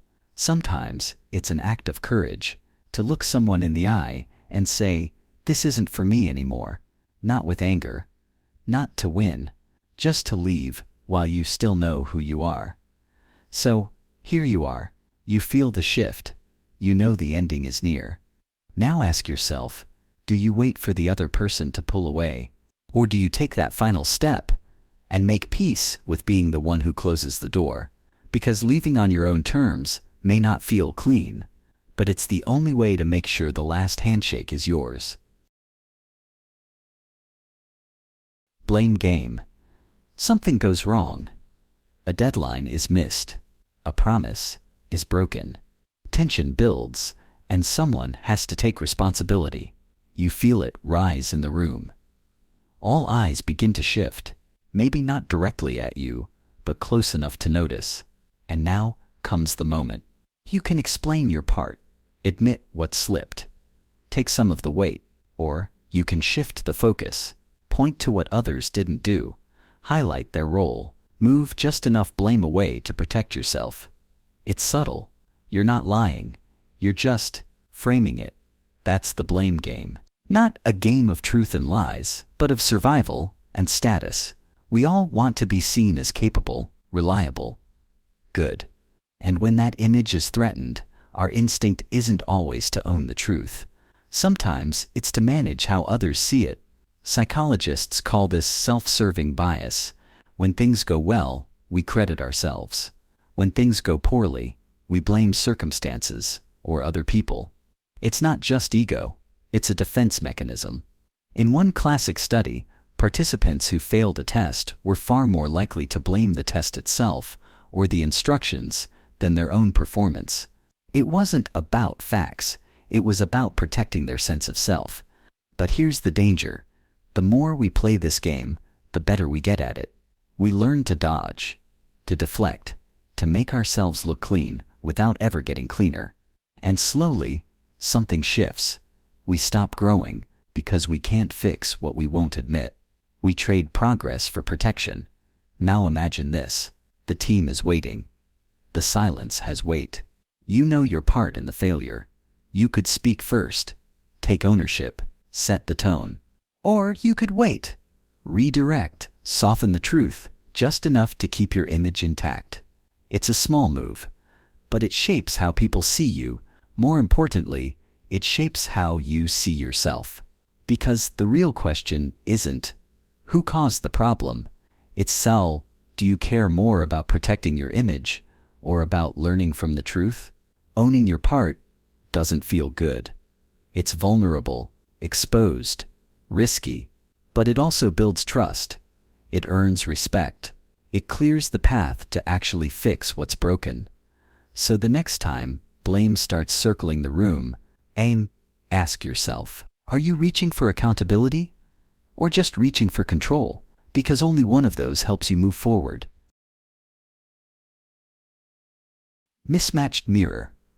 You're standing in front of a mirror, but something feels off. The reflection is you, same face, same clothes, same movements, but something doesn't match. It looks right, but it doesn't feel honest. That's the moment. The discomfort. The flicker where self-image and self-awareness don't quite align. We all build stories about who we are. I'm a good person. I'm fair. I'm hardworking. I don't judge. I listen. I do my best. And most of the time, those stories keep us steady. They help us function, connect, believe in our own worth. But sometimes, life holds up a different mirror. A friend gives you feedback you didn't expect. You react badly to something small. You notice a habit, defensive, manipulative, self-centered, that doesn't match the person you believe yourself to be. And now comes the game. Do you adjust the story, or do you adjust the mirror? Psychologists call this cognitive dissonance, the tension between who we think we are and what reality shows us. And when that tension shows up, we usually pick comfort over clarity. We say, "That's not like me. I didn't mean it that way. They misunderstood." We explain away the evidence, because accepting it would mean rewriting the story. But here's the deeper problem. If we only accept reflections that flatter us, we never get to know ourselves, only the version we've been rehearsing. In one long-term study on personal growth, researchers found that people who were able to tolerate short-term discomfort about their flaws were more likely to improve, adapt, and succeed over time. Not because they were harder on themselves, but because they were more honest. They chose clarity over comfort. So now you're back at the mirror. You see something you don't like, something real. You could turn away and call it distortion. Or you could pause and really look. That's the test. Not whether you like what you see, but whether you're willing to see all of it. Because growth doesn't begin with perfection. It begins with permission to see yourself clearly, even when it's not easy. The shortcut trap. You're facing a task. It's not impossible, just annoying. It'll take time, focus, maybe a little discomfort. But just as you're about to start, an idea appears. There's a faster way. It's not perfect. It skips a few steps, but it gets the job done. For now. And just like that, the choice forms in your mind. Do you take the shortcut, or do it the hard way? This is the shortcut trap. A decision that doesn't feel like a decision, because shortcuts often wear the mask of efficiency. They don't look wrong, they look clever. And sometimes, they are. But the trap isn't about the shortcut itself. It's about what you trade without realizing it. In psychology, there's a term called present bias, our tendency to prioritize immediate reward over long-term gain. When we're tired, stressed, or rushed, our brains naturally seek the path of least resistance. We undervalue the future, we overvalue now. So we skip steps in a project, then spend days fixing it later. We lie to avoid a hard conversation, then carry guilt for months. We delay effort in favor of comfort, then wonder why things never feel stable. One study found that people who consistently chose short-term relief, whether in spending, eating, or work, reported higher stress and lower life satisfaction over time. Not because they failed, but because they were constantly patching holes instead of building foundations. And that's the hidden cost of shortcuts. They often feel efficient in the moment, but they make the long road even longer. Now imagine this. You're in front of the task again. You know the shortcut. You know the full path. No one's watching. No one will know. Only you get to decide what kind of work you want to live with later. One version gets it done fast. The other version builds something you can trust. So what do you choose? Because the shortcut doesn't just shape the result. It shapes you. It teaches your brain what kind of person you are. Someone who cuts corners to escape discomfort, or someone who leans in and builds something solid. The shortcut is tempting. Always will be. But ask yourself this: will you still respect the path you took when the pressure is gone? The silent majority. You're in a room with 9 other people. A question is asked. Something you're confident about. Simple, factual. You know the answer. But one by one, the others respond. And they all give the same wrong answer. Now it's your turn. You hesitate. Do you say what you know is right, or do you go along with everyone else? This is the silent majority trap. Not about being silenced by force, but by the fear of standing out. In the 1950s, psychologist Solomon Asch ran a famous experiment. Participants were asked to match the length of a line to one of 3 options. The answer was obvious. But when the group intentionally gave the wrong answer, over a third of people conformed, despite knowing it was wrong.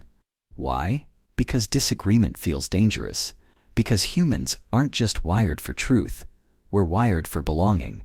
And in many situations, silence isn't just easier, it feels like survival. You see this everywhere. In meetings where no one questions a bad decision. In families where unspoken rules keep real conversations buried. In classrooms where no one raises their hand, even when they're confused. In politics, workplaces, even friendships, where agreeing becomes the unspoken cost of staying connected. And the longer the silence continues, the heavier it gets. The more people stay quiet, the more it feels like everyone agrees, when in fact most people are just waiting for someone else to go first. That's the irony of the silent majority. Each person thinks they're the only one who disagrees, because everyone else is pretending to. Now imagine you're back in that room. The wrong answers have already been spoken. All eyes are on you. You could nod, stay quiet, blend in, or you could be the first one to break the pattern.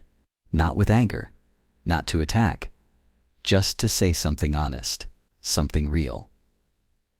It might feel risky, but it might be the permission someone else was waiting for, because the truth often doesn't need a crowd.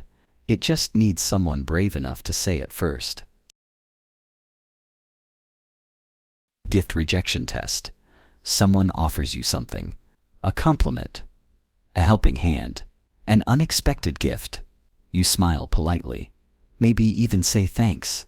But inside, something twists. You didn't ask for this. You didn't earn it. You're not even sure you deserve it. And suddenly, what should feel good feels uncomfortable. You want to give it back, or explain it away, or shrink into something small enough that you won't be noticed next time. That's the gift rejection test. A quiet mind game where kindness becomes confrontation. Not because the gift is wrong, but because accepting it means acknowledging your own worth.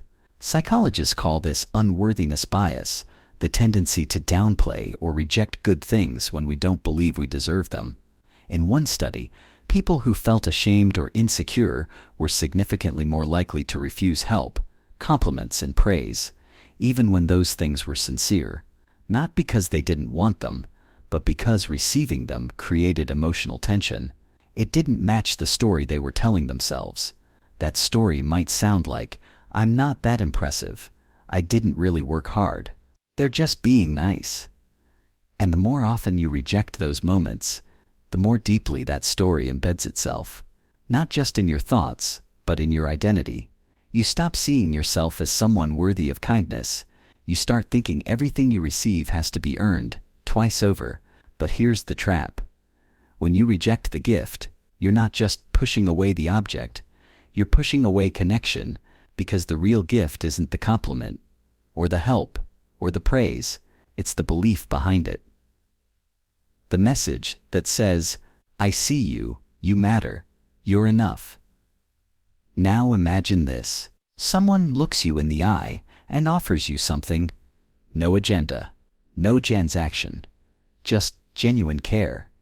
You can wave it off, laugh it away, pretend it didn't mean much, or you can pause, breathe, and say, "Thank you."